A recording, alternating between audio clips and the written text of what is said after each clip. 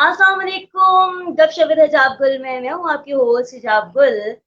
कैसे हैं आप सब लोग? उम्मीद है ठीक ठाक होंगे, खैरियत से होंगे और वीकेंड को एंजॉय कर रहे होंगे। आज हम जिस टॉपिक के साथ प्रोग्राम में हाजिर हुए हैं बहुत ही सेंसिटिव टॉपिक है और इस हवाले से कुरान पाक की एक आयत जो है वो मैं आप लोगों के सामने पेश करूंगी।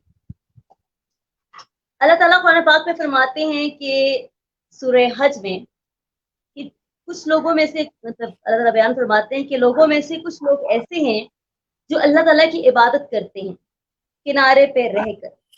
अगर उन्हें कुछ फायदा पहुंचता है तो वो फिर मुतमईन हो जाते हैं और अगर उसे कोई आजमाइश आ जाए तो मुंह के बल उल्टा फिर जाते हैं।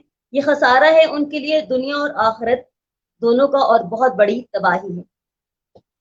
एक जगह अल्लाह ताला फरमाते हैं अल्लाहु नूर समावाति वल अर्द, अल्लाह ताला आसमान और जमीन का नूर है। एक जगह अल्लाह ताला फरमाते हैं इन्नल्लाह समीउल बसीर, फिर फरमाते हैं इन्नल्लाह बसीरुम बिल इबाद, अल्लाह सुनता भी है, अल्लाह देखता भी है, अल्लाह नूर भी है। आखिर अल्लाह है क्या? ये सब बातें करने के लिए हमारे साथ और आपके बहुत से सवालों का जवाब देने के लिए जिस शख्सियत को आज हमने अपने प्रोग्राम में मदऊ किया है, हमारे साथ जो शरीकी गुफ्तगू है उनका नाम है डॉक्टर रिजवान खालिद चौधरी और माशाल्लाह से पीएचडी हैं आप और आप रिसर्चर हैं कनाडा में। एक सेंटर अब यहाँ पर नाम तो लिखा था इस वक्त जो मुझे खुद ही नहीं पढ़ाया जा रहा, खैर लेकिन हम डिटेल में दोबारा से बता देंगे। तो माशाल्लाह से रिसर्चर भी हैं और पीएचडी डॉक्टर भी हैं और इनकी शख्सियत की सबसे अहम बात जो है वो ये है कि 2 बुक्स की राइटर भी हैं। इन्होंने 2 बुक्स भी लिख रखी हैं इसी हवाले से, अल्लाह ताला के हवाले से और एक नबी करीम सल्लल्लाहु अलैहि वसल्लम की मोहब्बत में। आप पहले जो है इनका ताल्लुक रहरियत से था, यानी अल्लाह ताला के वजूद का इनकार करते थे और उसके बाद 10 साल पहले अल्हम्दुलिल्लाह इनको अल्लाह ताला ने हिदायत के रास्ते पे चलाया और इनको हिदायत बख्शी और इन्होंने अल्लाह ताला के वजूद का इकरार किया। सबसे पहले मैं अपने प्रोग्राम में डॉक्टर रिजवान को खुशामदीद कहती हूँ। सर अस्सलाम वालेकुम। वालेकुम अस्सलाम, जज़ाकल्लाह। कैसे हैं आप? ठीक हैं जी अल्हम्दुलिल्लाह, मैं बिल्कुल ठीक हूँ। बेहद शुक्रिया कि आप मेरे प्रोग्राम में तशरीफ लाए, बहुत मशकूर हूँ आपकी। आपसे सर पहला सवाल जो मैं करूंगी वो ये है, आप हमें और हमारे नाज़रीन को ये बताइए कि आप अब से पहले दहरिये थे या जो भी इसको कहते हैं और उसके बाद आप कन्वर्ट हुए। मुझे ये बताइए कि जब आप अल्लाह की वजूद का इनकार करते थे तो ऐसी क्या बात थी, ऐसे क्या सवालात थे कि आपने अल्लाह के उस वक्त अल्लाह को नहीं मानते थे? ऐसी क्या बात? और जब आपने अल्लाह की वजूद का इकरार किया तब ऐसा क्या हुआ था कि आपने कहा कि नहीं अल्लाह है, अल्लाह तो मौजूद है पूरी कुव्वत के साथ? तो ये जरा आज हमें बताइएगा। जज़ाकल्लाह। देखिए, जो अल्लाह से मुतालिक या इस्लाम से मुतालिक या कायनात से मुतालिक जो मेरे यानी इस्लाम ने जो बताया उस पे जो एतराज़ात थे वो इस बुनियाद, यानी मैं इस्लाम उसको समझता था जो मसाजिद में उलमा या जो वो हमें बताते हैं कि मज़हब ये है, कि दीन ये है। तो उस उनके बताए हुए से बहुत सारे सवालात उठते थे, जैसे एक सादा सी बात कि अल्लाह जिसे चाहे हिदायत दे दे, जिसे चाहे गुमराह कर दे। तो ये एक सवाल था जो जिसका मुझे जवाब चाहिए कि अगर ऐसा है तो फिर हम यहाँ क्या कर रहे हैं। इसी तरीके से अल्लाह जिसे चाहे इज्जत दे, जिसे चाहे जिल्लत दे, या तकदीर के हवाले से जो अभाम हमारे यहाँ पाया जाता है, जो हमें शुरू से बचपन से बताया जाता है, तो उनको मेरा जहन तस्लीम नहीं करता था कि ये ऐसा कैसे हो सकता है कि या तो अल्लाह कर रहा है या फिर मैं कर रहा हूँ। अगर अल्लाह कर रहा है सब कुछ तो मेरा हिसाब किताब का क्या मतलब है। तो ये बुनियादी ऐसे ऐसे सवालात थे। इज्जत जिल्लत अल्लाह के हाथ में है, तो फिर मैं यहाँ क्या कर रहा हूँ। अगर मैं यहाँ फिर भी मौजूद हूँ तो फिर मेरी इज्जत मेरे अमाल का मुझसे हिसाब नहीं होना चाहिए। ये बहुत बुनियादी बचपन के जो सवालात जहन में थे उनका जवाब मिल नहीं पाया। फिर मैं पढ़ने के लिए बाहर चला गया, लंदन वगैरह और बेल्जियम और बाकी जगहों पे।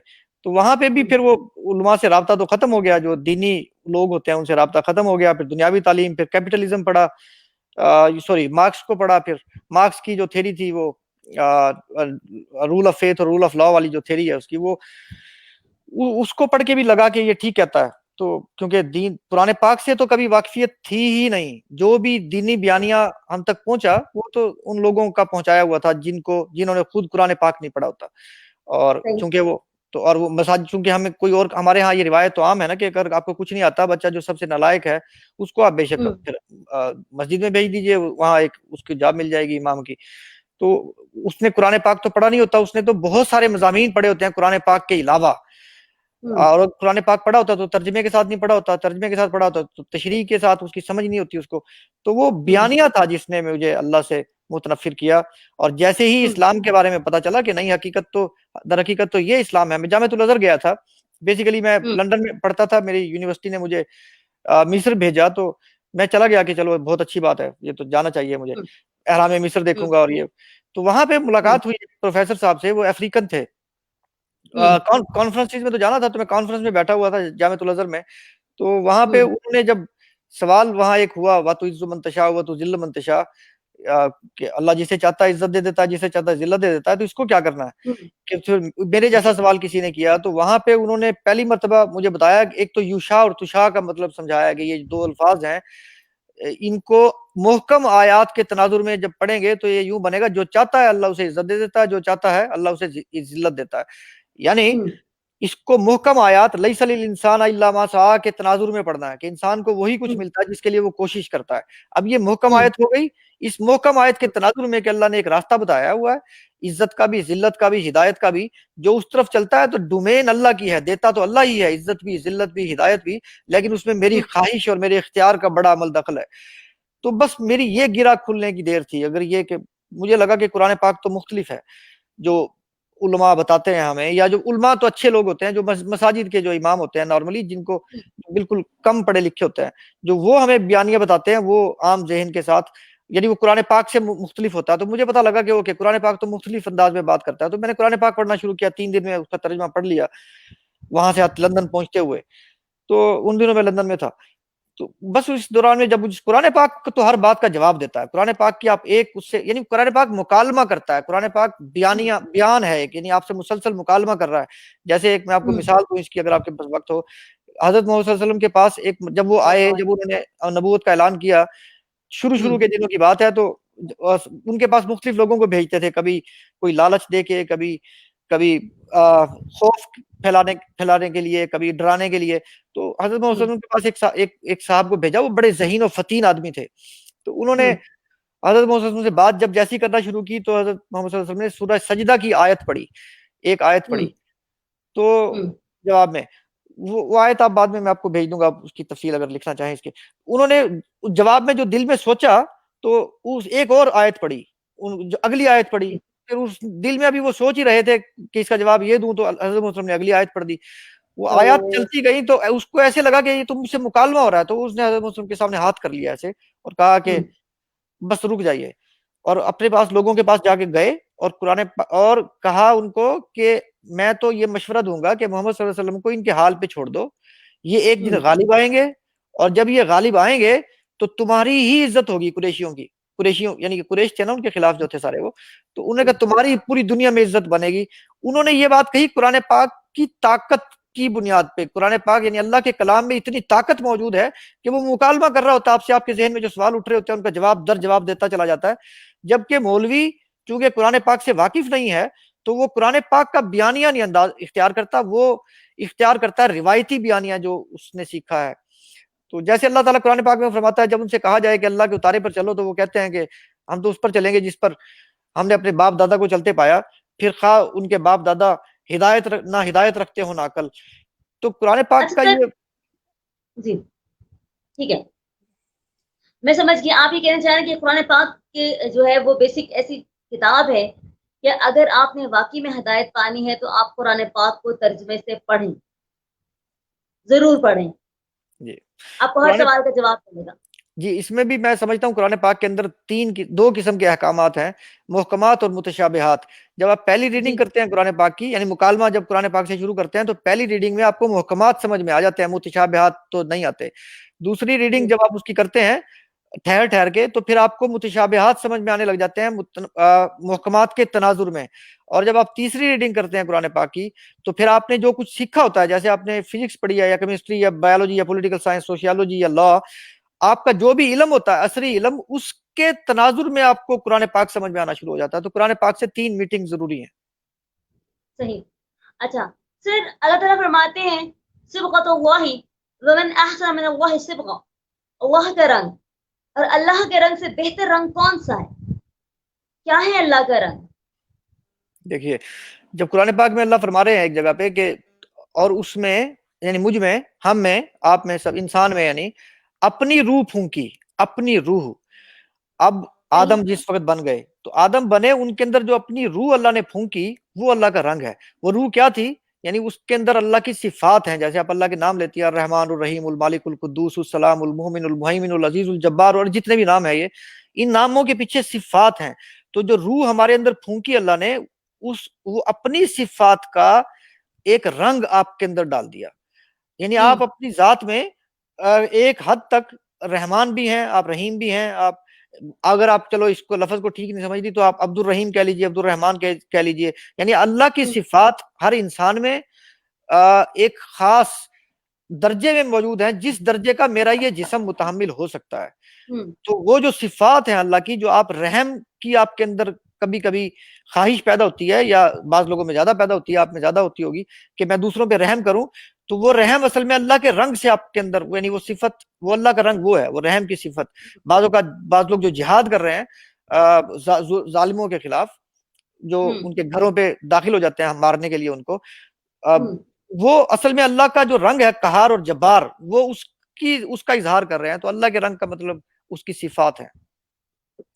अच्छा अच्छा सर, अब यहाँ पे मैं आपसे एक सवाल पूछूंगी।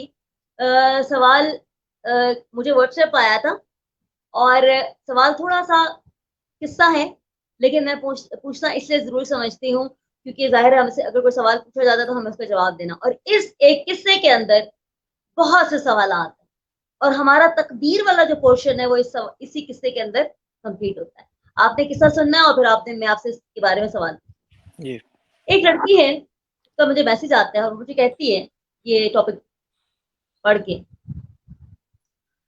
कि मुझे ये बताएं कि एक लड़की पैदा होती है, ठीक है, जी। वो बाय बर्थ उसमें कोई डिफेक्ट है। अब एक डिफेक्ट के साथ वो पैदा हो गई है, उसको लाने पैदा करने वाला, तख्लीक करने वाला ज़ात अल्लाह की है, उसको पैदा करने वाली जो ज़ात है वो उसकी माँ की है, उसके माँ बाप वालिदैन है, वो दुनिया में आ जाती है। अब माँ को जैसे भी ससुराल से, दुनिया से सुनना पड़ता है कुछ ऐसी बातें जो आपको पता है कि हमारे माशरे में एक चीज होती है कि ऐसा बच्चा पैदा हो गया, हाय वैसा बच्चा पैदा हो गया, क्या हुआ था। जैसे आप बानो कुत्सिया का नावल उठा के पढ़े तो उन्होंने जो राजा गिद्ध एक नावल लिखा, उसमें उन्होंने ये कहा है कि अगर ऐसे किसी घर बच्चे पैदा होते हैं तो शायद माँ बाप की कोई हराम की कमाई होती है, पता नहीं क्या होता है, इस तरह की कोई माशरे में चीजें पैदा कर दी जाती हैं, तो फिर माशरा एक बिलट हो जाता है इस तरह से। अच्छा ये चीज हो गई, वो स्कूल जाती है, उसको स्कूल में भी हंसी मजाक बच्चों का बर्दाश्त करना पड़ता है, उसको घर में बर्दाश्त करना पड़ता है, इवन देन कि माँ की नफरत बर्दाश्त करनी पड़ती है, सिर्फ इसका कसूर ये कि वो ऐसा ऐसा पैदा हो गया। हालांकि माँ के बारे में ऐसा कोई सोच नहीं सकता, लेकिन वो ऐसा हुआ।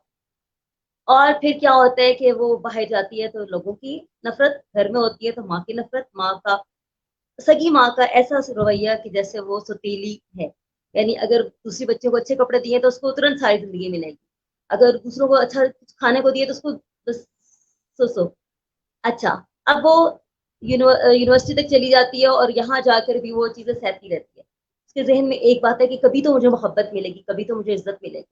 अच्छा, अब वो प्रोफेशनल लाइफ में आ जाती है, यहाँ पर आके उसको मजीद मुश्किलें उठानी पड़ती है। वो मुश्किलें क्या है कि यहाँ पे कहीं पर उसको उस डिफेक्ट की वजह से रिजेक्ट किया जाता है, उसी काबिलियत को एक तरफ रख दिया जाता है, वो फाइट करती है करती है करती है, लेकिन उसके दिल में एक दुआ हमेशा चलती रहती है, अल्लाह ताला से शिकवा नहीं करती है, वो शिकायत नहीं करती है, वो अपनी तमाम सलाहियतों को इस्तेमाल करती है, वो फाइट करती है लाइफ से, वो अल्लाह ताला की दी हुई किसी नेमत का इनकार नहीं करती, किसी तरह से उसकी नाशुक्री नहीं करती, वो खुदकुशी तक नहीं करती है, ठीक है, उस तमाम को सहती है, खुदकुशी तक नहीं करती है।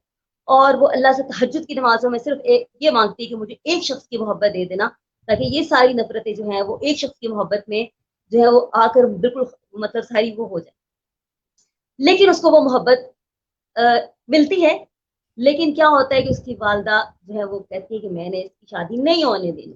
اب کیا ان کے ذہن میں یہ نہیں پتا، وہ جو شخص محبت کرتا ہے اس کو منع کر دیا جاتا ہے، اور یہ بات اس پہ جا کر کھلتی ہے پروفیشنل لائف میں جا کے کہ وہ ایک شخص جو فرسٹ ایئر میں جس نے محبت کی تھی وہ اس کو منع کر دیا. اچھا اب کیا ہوتا ہے، وہ پھر بھی اللہ سے مانگتی. اللہ تو کہتا ہے کہ تو پوری دنیا ایک جگہ اکٹھی ہو جائے گی، اگر میں چاہوں گا تو کوئی روک نہیں سکتا. اگر جنوں انس بھی اکٹھے ہو جائیں گے اور میں چاہوں گا کہ دینا ہے تو کوئی روک نہیں سکتا، اور میں چاہوں گا نہیں دینا تو کوئی دے سکتا. تو مجھے اللہ دے گا، لیکن اس کو نہیں ملتا. اس کو ایک محبت بھی پوری دنیا میں نہیں ملتی ہے، یہاں تک کہ وہ مر جاتی ہے. اس نے کوئی گناہ نہیں کیا زندگی میں، اس نے اللہ کی ناشکری نہیں کی، اس نے اللہ تعالیٰ کی کسی بات سے روگردانی نہیں کی، لیکن وہ مر جاتی ہے. اس سے اللہ تعالیٰ کی اس کا سوال یہ تھا کہ اگر اللہ اس کو دے دیتے ایک شخص کی محبت صرف، تو اللہ کی اتنی بڑی کائنات میں اس کی کبریائی میں اس کی بڑائی میں کون سی کمی ہو جاتی. اگر اس کے آنسوؤں کو قرار آ جاتا، یا اس نے اللہ تعالیٰ کی کسی بات کی نافرمانی نہیں کی، اس نے اللہ تعالیٰ کی ہر بات مانی، تو اللہ نے اس کی ایک دعا کیوں نہیں قبول کی، اس کو ایک صاحبان کیوں نہیں دیا. یہاں تک کہ اس نے کہا اللہ سے کہ صرف اتنا ہی ہو جائے کہ صرف محبت ہی مل جائے اور کچھ بھی نہ دے، صرف ایک صاحبان ہی ہو جائے، ایک چادر ہی ہو جائے. تو پھر اتنا بھی کیا اللہ، اتنا بھی کیوں اللہ بے نیاز ہے، اتنی بھی کیا بے نیاز. تو یہ سوالات ان کے ہیں کہ اللہ نے دعا کیوں نہیں قبول کی. اگر تقدیر میں ایسا ہی لکھا تھا، اگر اجر آخرت میں ہی ہے، تو پھر دنیا میں سب کو آخرت نہیں ملے، دنیا میں سب کو پھر دنیا میں کیوں ملتا ہے؟ یہ تضاد کیوں ہے؟ ایک جیسا سب کچھ کیوں نہیں ہو رہا؟ اللہ تو عادل ہے. تو پھر جب اس نے اللہ کی نافرمانی نہیں کی تو اللہ اس کی ایک دعا کیوں نہیں قبول کی؟ پیدا کرنے والی ذات تو وہ تھی. تو یہ کچھ تقدیر کے حوالے سے بھی اور کچھ اللہ کے حوالے سے بھی، یہ تھوڑا سا ذرا تو آپ اس پہ تھوڑی سی روشنی ڈالیے گا ذرا پلیز. جی دیکھیے، سوال تو کافی لمبا ہے تو مجھے اس کا جواب بھی ویسے ہی دینا پڑے گا.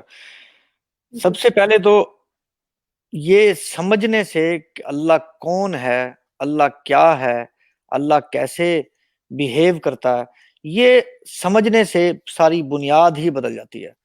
تو سب سے پہلے یہ سمجھنے کی ضرورت ہے کہ اللہ کون ہے اور اللہ کیا کرتا ہے، کیسے کرتا ہے.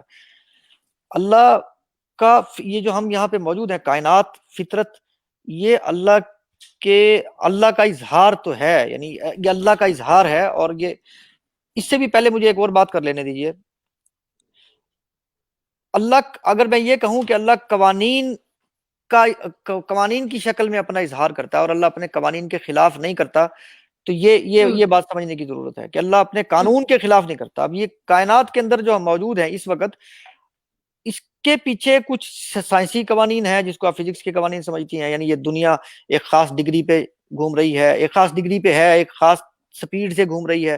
یہ آپ اس میں، یا بارش ایک خاص انداز میں آتی ہے، زمین سے جو پانی اٹھتا ہے وہ اوپر جاتا ہے، اوپر سے پھر نیچے آتا ہے، اس کے اندر سے زیر زمین جو پانی ہے اس کے اندر 2% ہے، وہ اس کو پورا کرنے کے لیے اتنا جذب ہو جاتا ہے اور باقی جو ہے وہ دریاؤں میں چلا جاتا ہے، یا دریاؤں میں جو فالتو ہوتا ہے وہ سمندروں میں چلا جاتا ہے.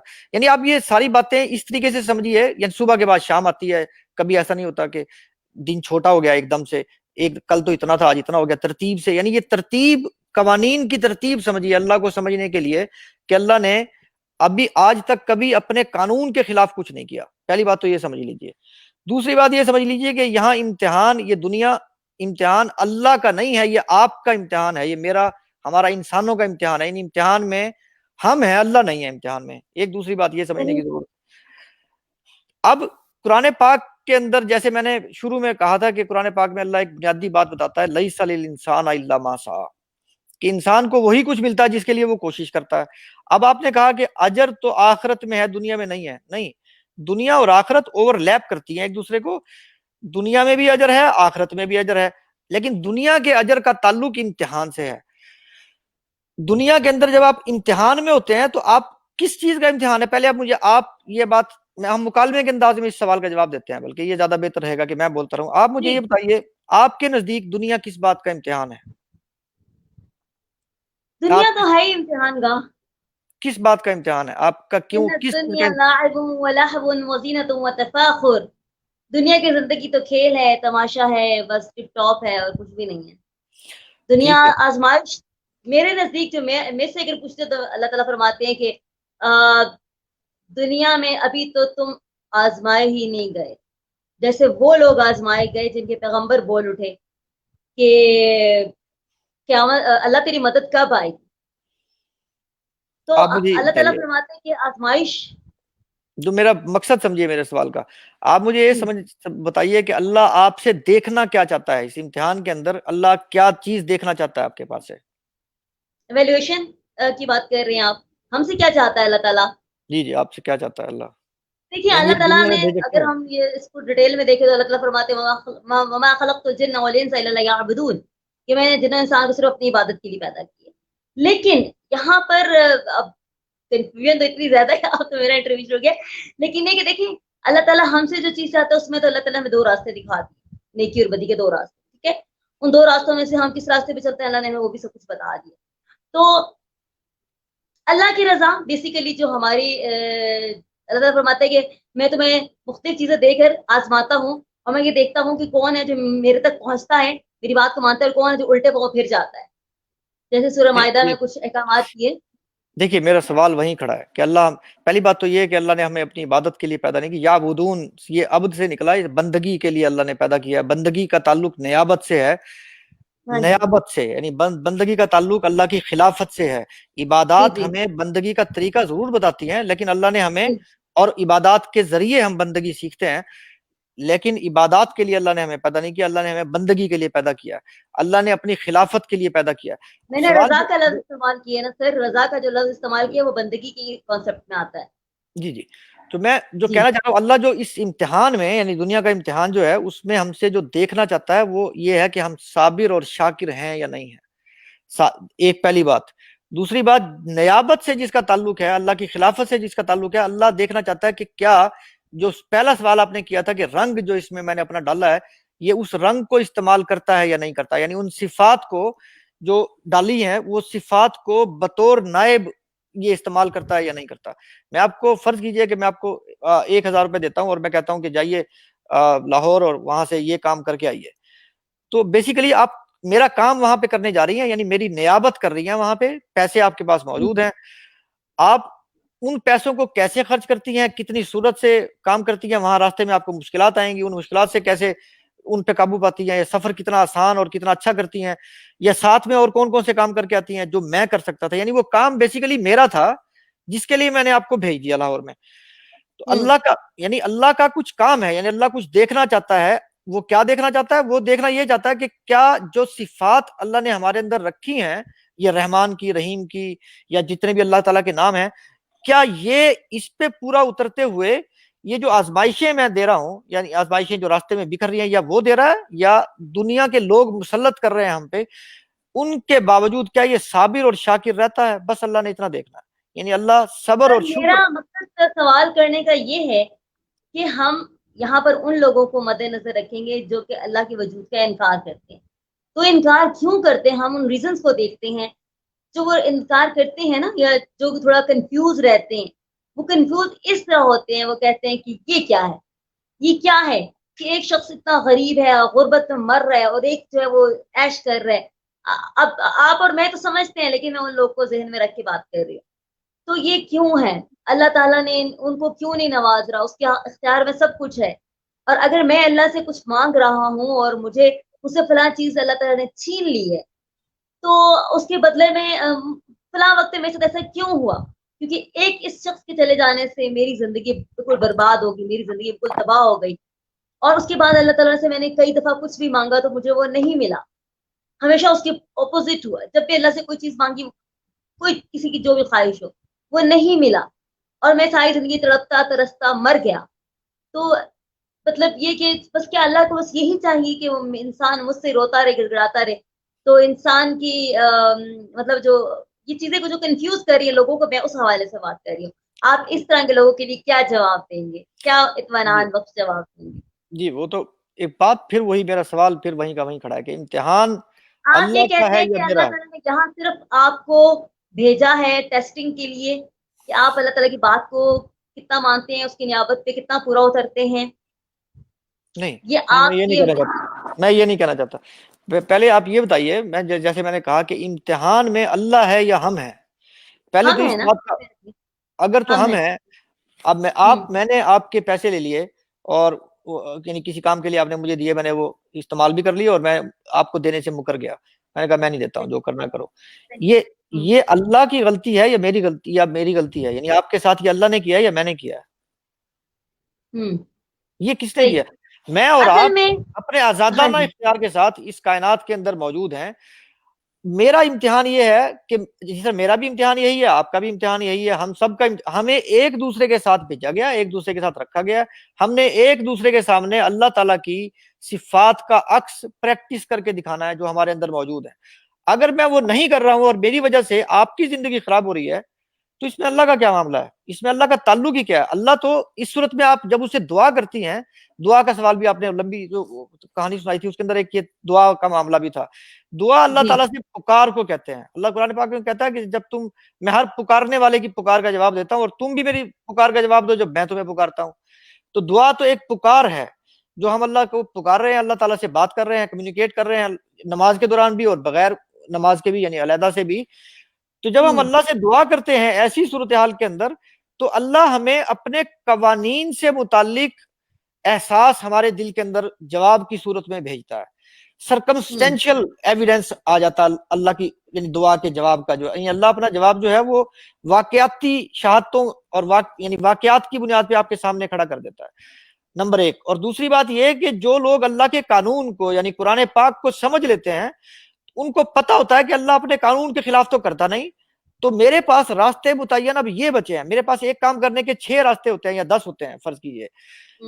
جب اب میں سخت پریشانی میں ہوں، آپ نے میرے ساتھ دھوکہ کر لیا ہے، تو میں اب بہت سخت پریشان ہوں، یا میرے آپ پیسے لے گئی ہیں، یا کوئی اور معاملہ ہو گیا ہے، میں مختلف قسم کی پریشانی میں آ گیا ہوں. تو میرے پاس اس سے نکلنے کے لیے راستے کتنے ہیں؟ 10 یا 15 یا 5 جتنے بھی. تو دعا کا جواب بس یہ ہوتا ہے کہ اللہ آپ کے اوپر اس پریشانی میں تسکین نازل کرتا ہے، نمبر ایک، اور آپ کے اندر اس معاملے کو سلجھانے کی اور بہتر آپشن اختیار کرنے کی آپ کو ترغیب دیتا ہے. یعنی آپ کو آپ کے سامنے کر دیتا ہے واقعات کی بنیاد پہ، آپ کے سامنے ایسے بکھر جاتے ہیں آپشن، اور اللہ آپ کو بہتر آپشن چوز کرنے کی میں مدد دیتا ہے. اگر آپ اللہ سے وہ آپشن مانگتے ہیں مدد، اللہ بس آپ کی اتنی مدد کرے گا. اللہ اپنے قوانین کے خلاف نہیں کرتا. جو قانون ہے، قانون یعنی جو فطرت کے قانون ہے، اس کے اندر تو سیدھی بات، ایک دو ٹوک قرآن پاک نے ایک جگہ کہا، ایسے لوگوں کی مثال دی ہے، کہا ہے کہ وہ تو پانی کے سامنے بیٹھے ہیں اور چاہتے ہیں کہ پانی ان کے منہ پہ آ جائے، ان کے منہ کے اندر آ جائے. ایسا کبھی نہیں ہوگا، کبھی نہیں آئے گا پانی. اس کا مطلب ہے کہ دعا کے تصور کو سمجھنا ہوگا کہ دعا ایک پکار ہے، ایک کمیونیکیشن ہے، اللہ تعالیٰ سے کمیونیکیشن ہے. اللہ اس کا جواب ہمارے دلوں کے اوپر نازل کرتا ہے اس دعا کا، اور ہمارے سامنے بکھیر دیتا ہے آپشنز کی شکل میں اور تسکین کی شکل میں، تاکہ ہم سے صحیح فیصلہ ہو سکے. امتحان میرا ہے، یہاں اللہ کا امتحان نہیں ہے. امتحان میں ہوں. اور میں سمجھتی ہوں سر، میں آپ کو یہاں پر میں سمجھتی ہوں کہ جو اس طرح کے لوگ ہوتے ہیں وہ دنیا میں اللہ تعالیٰ بھیجتا ہے دوسرے لوگوں کی آزمائش کرنے کے لیے. بیسیکلی وہ ہے نا کہ بنا کر فقیروں کا ہم بھیس غالب، تماشائے اہل کرم دیکھتے ہیں. تو اصل میں اللہ تعالیٰ ایسے لوگوں کو بھیج کے دوسرے لوگوں کو آزما رہا ہوتا ہے. ایسا ہے. آپ سب سوال دوبارہ مجھے سمجھ میں نہیں آیا سوال.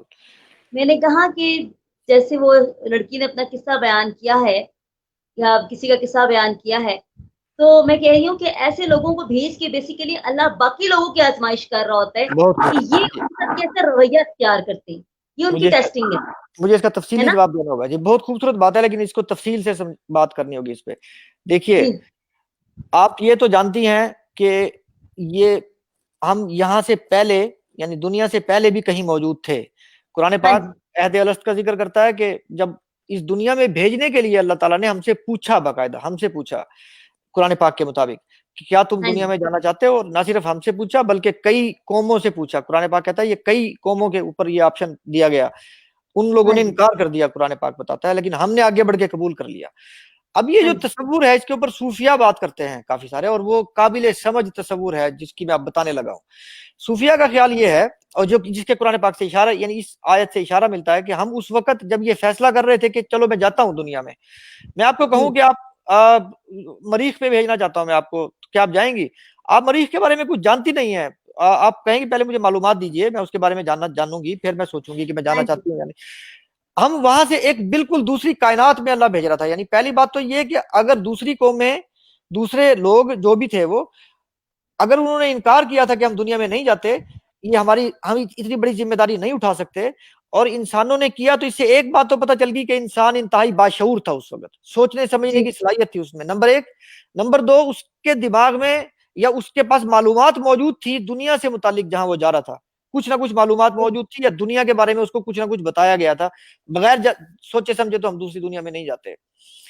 اب صورتحال یہ ہوئی کہ وہ مشورہ ہم نے اجتماعی صورت میں کیا، سب لوگوں نے آپس میں، کہ ہمیں جانا چاہیے یا نہیں جانا چاہیے۔ ہم میں سے اکثریت یعنی نوع انسانی، یعنی ہمارے جیسے جو تھے، ان سب میں سے بیشتر نے تو یہ کہا اللہ تعالیٰ کو کہ ہم جاتے ہیں۔ بہت سارے لوگ ایسے تھے جو سمجھتے تھے کہ نہیں، یہ ہمیں نہیں جانا چاہیے، ہم اس امتحان میں، یعنی اللہ کے خلاف، یہ ذہین لوگ تھے کہ اللہ کی خلافت جیسا جو بڑا کام ہے، ذہین اور محتاط، کہ ہم یہ نہیں کر پائیں گے، تو ہم نہیں جانا چاہتے۔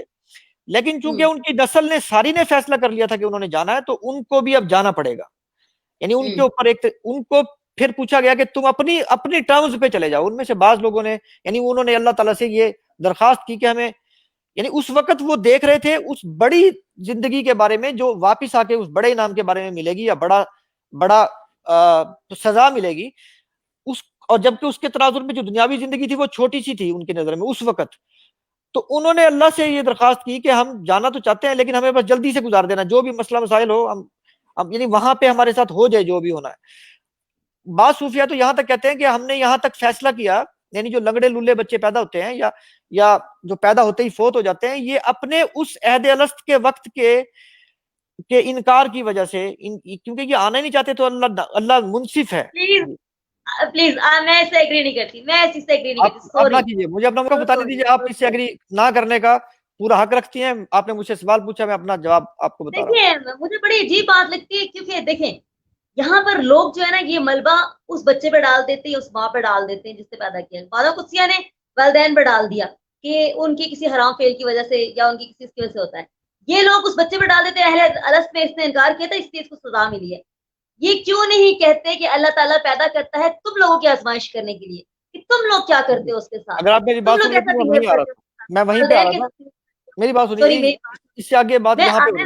بہت سے لوگوں کے لیے یہ بات کرنا چاہ رہی ہوں تھوڑی سی پلیز، کہ معاشرے میں جتنے بھی لوگ، دیکھیں اس لڑکی کا قصہ ہے، اس کو اگر کسی نے پروفیشنل لائف میں تنگ کیا، اس کو کالج لائف میں تنگ کیا، اس کو اسکول لائف میں تنگ کیا، یا والدین نے جو کیا، کیا ان سب کی قیامت کے روز پوچھ گچھ نہیں ہوگی؟ اس حوالے سے ہوگی، ضرور ہوگی۔ اور میں سمجھتی ہوں، میرا جو نقطۂ نظر وہ یہ ہے کہ ایسے لوگوں کو، یا اس طرح سے کوئی بھی کسی کے ساتھ بھی کوئی پرابلم ہوتی ہے، غریب ہے اگر، دیکھیں اللہ تعالیٰ فرماتے ہیں کہ ان کے مالوں میں غریبوں کا حق ہے، تو کیا ہے، امیروں کا امتحان ہے، امیروں کا امتحان ہے کہ امیر نے آیا غریب کی مدد کی تھی یا نہیں کی تھی۔ یہ غریب کا امتحان نہیں ہے، یہ امیر کا امتحان ہے کہ وہ غریب ہے، کوئی غریب ہے، امیر کا امتحان ہے۔ تو میں سمجھتی ہوں یہ چیزیں اللہ تعالیٰ کی یہاں پر اس طرح سے۔ اچھا نہیں، میرا آرگومنٹ مکمل نہیں ہوا۔ جی میرا آرگومنٹ چل رہا تھا، میں وہیں سے ہی بات شروع کروں گا جہاں سے آپ نے درمیان میں اچک لی تھی۔ دیکھیے، اب میرا موقف ہے، آپ اس کو مانیے گا یا نہ مانیے گا۔ تو ہم یہ سمجھتے ہیں کہ جب اللہ نے اس کو بطور سزا یہاں پہ ایسا نہیں کیا، اس نے یہ چنا۔ آپ اگر میری بات اس وقت سن لیتی تو یہ سوال ہی نہ تھا کہ بطور سزا ہے وہ، اس نے یہ اپنی زندگی اس انداز میں چنی کہ مجھے دنیا میں ایسے انداز میں بھیج دیا جائے، یعنی اس نے یہ فیصلہ کیا تھا۔ یعنی کسی بھی ممکن ہے کہ اس نے یہ نہ کہا ہو کہ مجھے لنگڑا کر کے بھیج دیا جائے، یا اندھا کر کے، یا بہرا کر کے، لیکن اس نے سختی اپنے لیے اس وقت چنی تاکہ اس کے امتحان کے دیگر سوالات آسان ہو جائیں، یعنی تاکہ وہ جو اس کو دوسری زندگی ہے وہ اس کو بہت خوبصورت مل جائے۔ وہ بڑے امتحان میں پڑھنا نہیں چاہتا تھا۔ اگر میں آپ سے کہوں کہ آپ اگر فرض کیجئے کہ 25 سال کی ہیں، اگر میں آپ سے کہوں کہ اپنے 25 سال کی زندگی کے بارے میں مجھے بتائیے، تو آپ زیادہ سے زیادہ 1 گھنٹے میں مجھے اپنی پوری زندگی بتا دیں گے 25 سال کی، یعنی ایسے گزری ہے جیسے پتہ بھی نہیں، اب ایک دم سے گزر گئی۔ اگلے 25 سال بھی آپ کے ایسے گزر جائیں گے پلک جھپکنے میں، یعنی اگر جب آپ 50 سال کی ہو چکی ہوں گی تو اپنی زندگی کو، پوری زندگی کو 1-2 گھنٹے میں بیان کر سکتی ہوں گی کسی کے سامنے، یعنی ایسے خیال کی طرح۔ اس وقت جہاں پہ وہ دیکھ رہے تھے عہد الست کے وقت اس دنیا کو، اس وقت انہیں یہ دنیا بہت چھوٹی سی نظر آ رہی تھی۔ انہوں نے اللہ سے کہا کہ اتنے سے وقت میں ہمیں جو سختی مل جائے ہم یہ برداشت کر لیں گے، لیکن ہم اس امتحان کے قابل نہیں ہیں۔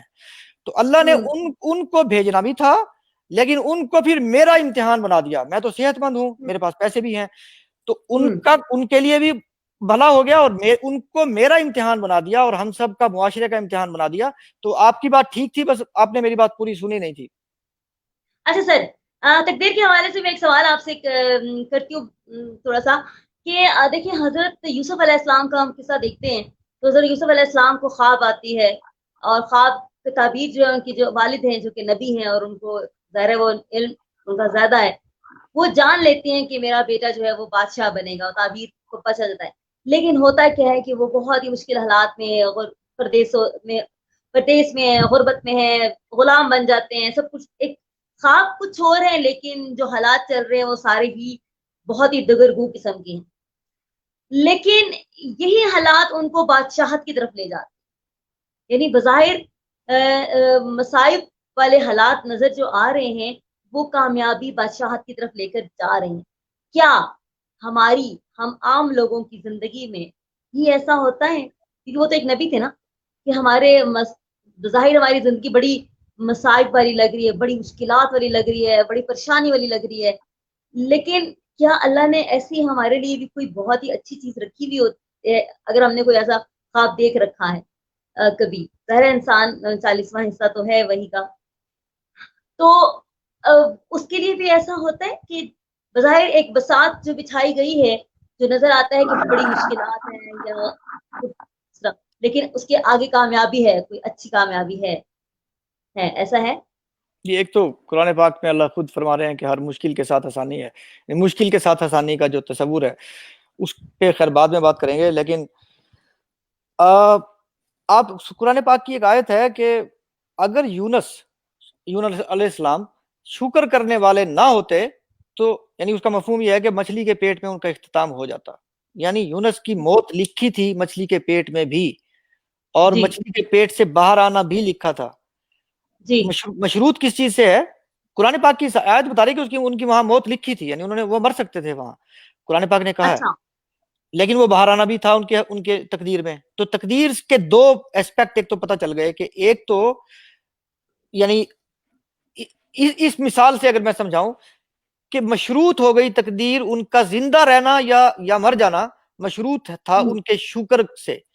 अब वो शुक्रगुजार हुए तो मछली के पेट से अल्लाह ने उनको बाहर निकाल लिया। यानी अच्छा। आजमाइश, एक आजमाइश आई, हर आजमाइश इस मिसाल से पता चलता है कि हर आजमाइश आपके लिए एक अपॉर्चुनिटी लेके आती है।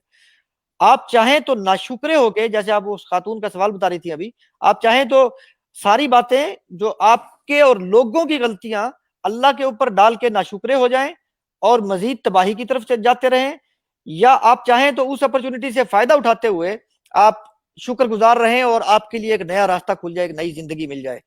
तो यही है नहीं, तकदीर का तसव्वुर। वो नाशुक्री नहीं हो रही, वो ये कह रही थी कि उस खातून ने बहुत मुश्किलात उठाई, लेकिन उसने अल्लाह ताला की नाफरमानी नहीं की, कोई गुनाह नहीं किया, कुछ भी नहीं किया, वो मर गई।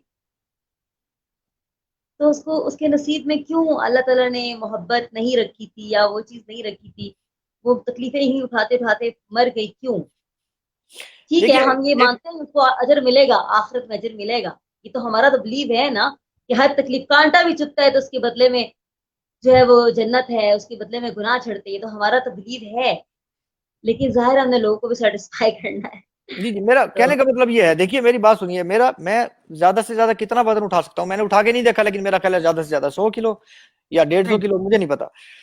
जितना भी उठा सकता हूँ, यानी मैक्सिमम वजन फर्ज कर लीजिए कि मैं 150 किलो वजन उठा सकता हूँ अपने हाथों से। हम्म अब अगर मैं 300 किलोग्राम वजन उठाने की कोशिश कर रहा हूं तो इसका मतलब क्या है कि मैं अपनी हम्म कैपेसिटी से ज्यादा काम, मैं कानून के खिलाफ काम करने की कोशिश कर रहा हूं। कानून ये कहता है कि मेरे मसल्स में इतनी ताकत नहीं है कि मैं 200 किलोग्राम मैं हम्म मैं उठा सकूं। तो ये हम्म कानून हो गया।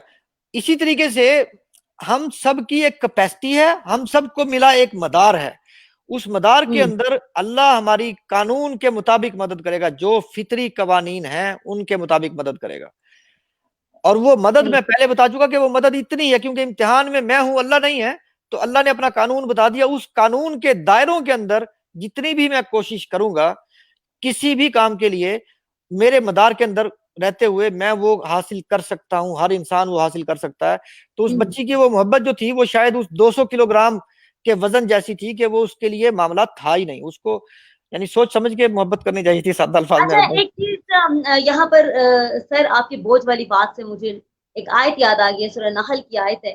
اللہ تعالیٰ فرماتے ہیں کہ قیامت کے دن وہ لوگ اپنے بوجھ کے ساتھ ان لوگوں کا بوجھ بھی اٹھا کر آئیں گے جن کو وہ اپنی کم علمی کی وجہ سے گمراہ کرتے تھے.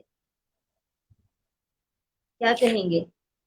قرآن پاک کی ایک آیت ہے کہ ایک نفس دوسرے نفس کا بوجھ نہیں اٹھائے گا. مجھے آپ وہ آیت بتائیے. یہ وہ سورہ آیت نحل کی آیت میں نے سنائی ہے آپ کو. جی سمجھنے میں غلطی ہوئی سورہ ہوگی نحل جی. ایک اس کو میری بات سنیے, میری جی بات سنیے, میری بات. یہ بات تو ٹھیک ہے کہ کم علمی کا تو مجھے نہیں پتا, لیکن ہر شخص اپنی رویت کا ذمہ دار ہے. قرآن پاک بھی یہ بات سمجھتا ہے, کیا بتاتا ہے, ہر شخص اپنی رویت کا ذمہ دار ہے. اب میرے ذمہ فرض کیجئے کہ اپنے بچوں کو یا بہن بھائیوں کو یا جو بھی ہمسائے ہیں جو میری رویت میں آئیں گے, ان کی تعلیم و تربیت اور ان کو اچھے برے سے روکنا ٹوکنا یہ سب میری ذمہ داری تھی. اگر میں نے اپنی ذمہ داری پوری نہیں کی ہے تو ظاہر سی بات ہے میں اس کا حساب دوں گا. کوئی بھی شخص اس کا حساب, جو بھی آپ نے ذمہ داری پوری نہیں کی اور وہ اس ذمہ داری پوری نہ کرنے کی وجہ سے اس میں کوئی کمی رہ گئی اس کے زندگی کا مقصد پورا کرنے میں, تو اس کا جواب مجھے دینا چاہیے اور میں دوں گا. انصاف تو یہی کہتا ہے. تو یہ بات تو ٹھیک ہے, لیکن قرآن پاک کہتا ہے کہ ایک نفس دوسرے نفس کا بوجھ نہیں اٹھائے گا. یعنی اگر آپ نے کوئی لیکن یہ گناہ قرآن کیا کی آیت میں پڑھی آپ کے سامنے کہ جی, اگر قیامت کے روز یہ لوگ اپنے بوجھ کے ساتھ ان کا بوجھ بھی اٹھا کر لائیں گے جن کو اپنی کم علمی کی وجہ سے گمراہ کرتے تھے. تو یہاں ہمیں یہ چیز پتہ چلتی ہے میرے خیال میں کہ ہمیں جب ہم کچھ بھی لکھتے ہیں یا ہم بولتے ہیں یا ہم تبلیغ کرتے ہیں, ہم کچھ بھی بیان کرتے ہیں, تو ہمیں بڑا سوچ سمجھ کے ہی کرنا پڑے گا. کیونکہ یہ سورہ نحل کی آیت نمبر 61 آئی تھنک سو, آپ اس کو دیکھ لیجیے گا, نہیں تو میں پوسٹ بھی کر دوں گی. نہیں, میں اب نے یہ مسئلہ لکھا پتہ ہے یہاں جی پر کیا ہو رہا ہے سر, جی باتیں جی بہت سی ہیں اور بہت رشتے کی رہ جائے گی, مجھے ابھی سمجھ نہیں آ رہا میں کیا کروں. کیونکہ ہمارا جو ٹیکنیکل مسئلہ چل رہا تھا اس کی وجہ سے اب یہاں پر میرے پاس جو ہے نا بیٹری بہت لو ہو گئی ہے, تو میں اب سوچ رہوں کہ میں کیا کروں. یہ پریشانی بنی ہوئی ہے. جی 7% میرے پاس صرف اس وقت بیٹری رہ گئی ہے. تو اچھا, یہاں پر میں کمنٹس تھوڑے سے لے لوں کچھ لوگوں کے, جی جی تاکہ آپ کا ہمیں پتہ جی چلے کہ ہم سے کیا سوال پوچھا جا رہا ہے. جی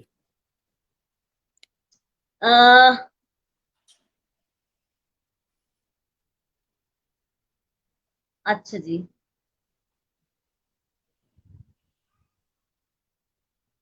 اچھا یہ ایک صاحبہ کہہ رہی ہیں تو غریب ایفرٹ کیوں نہیں کرتا, ایفرٹ کیوں نہیں کرتا, تو غریب ایفرٹ نہیں کرتا اس لیے غریب ہے. آپ اسے ایگری کرتے ہیں کہ ایفرٹ نہیں کرتا اس لیے غریب ہے, غریب اس لیے غریب نہیں, ہوتا ہے.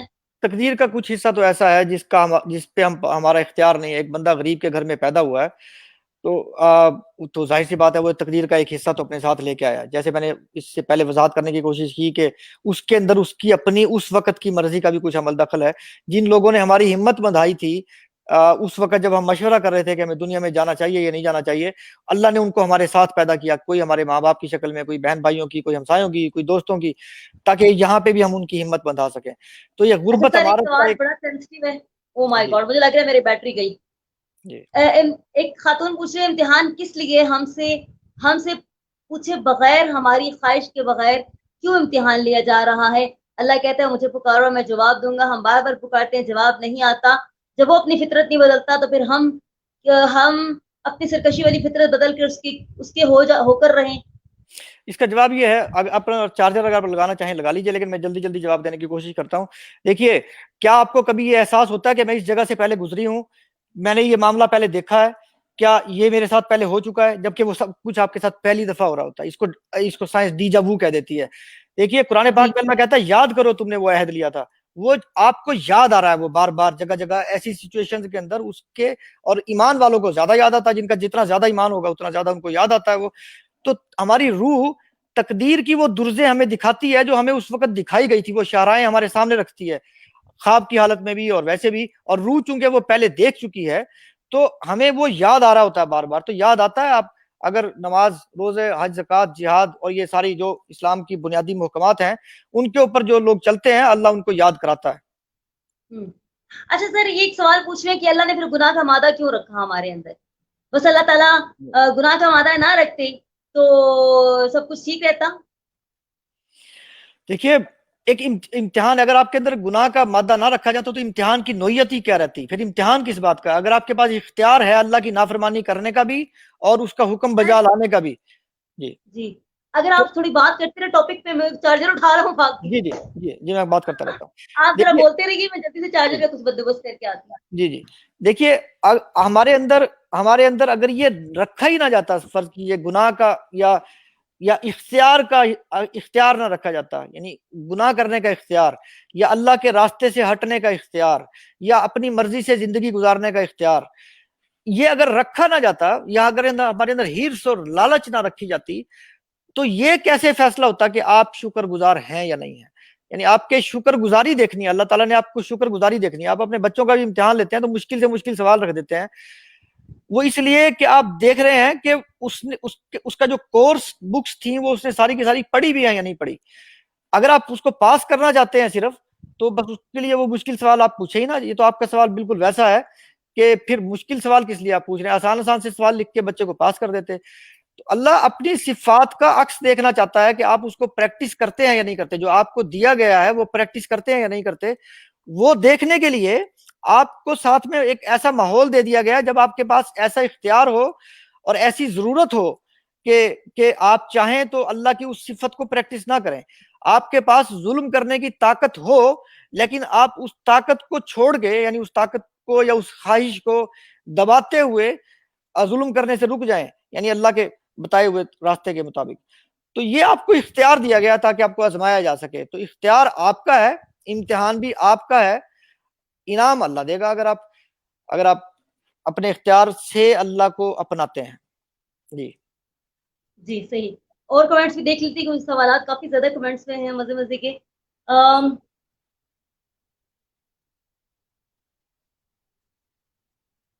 اچھا, ایک نے صاحب نے کہا کہ وضو کے بغیر قرآن پاک بیان کرنا نہیں چاہیے, اسموکنگ کے بعد آپ وضو کرو. اور آپ کو کہہ رہے ہیں, اور قرآن جس چیز سے منع کرتا ہے وہی چیز آپ استعمال کر رہے ہیں, کیا کہیں گے؟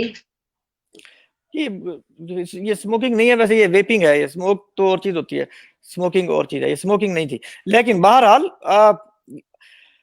وضو اور یہ جو سوالات ہیں یہ مفتی صاحبان سے پوچھیں, میں تو ایک پروفیسر ہوں. اور اچھا, یہ کہہ رہے ہیں ہیب صاحب کہہ رہے ہیں کہ اللہ تعالیٰ کو عمارتوں میں کیوں ڈھونڈتے ہیں, مطلب مسجدوں میں, پتھروں کی عمارتوں میں.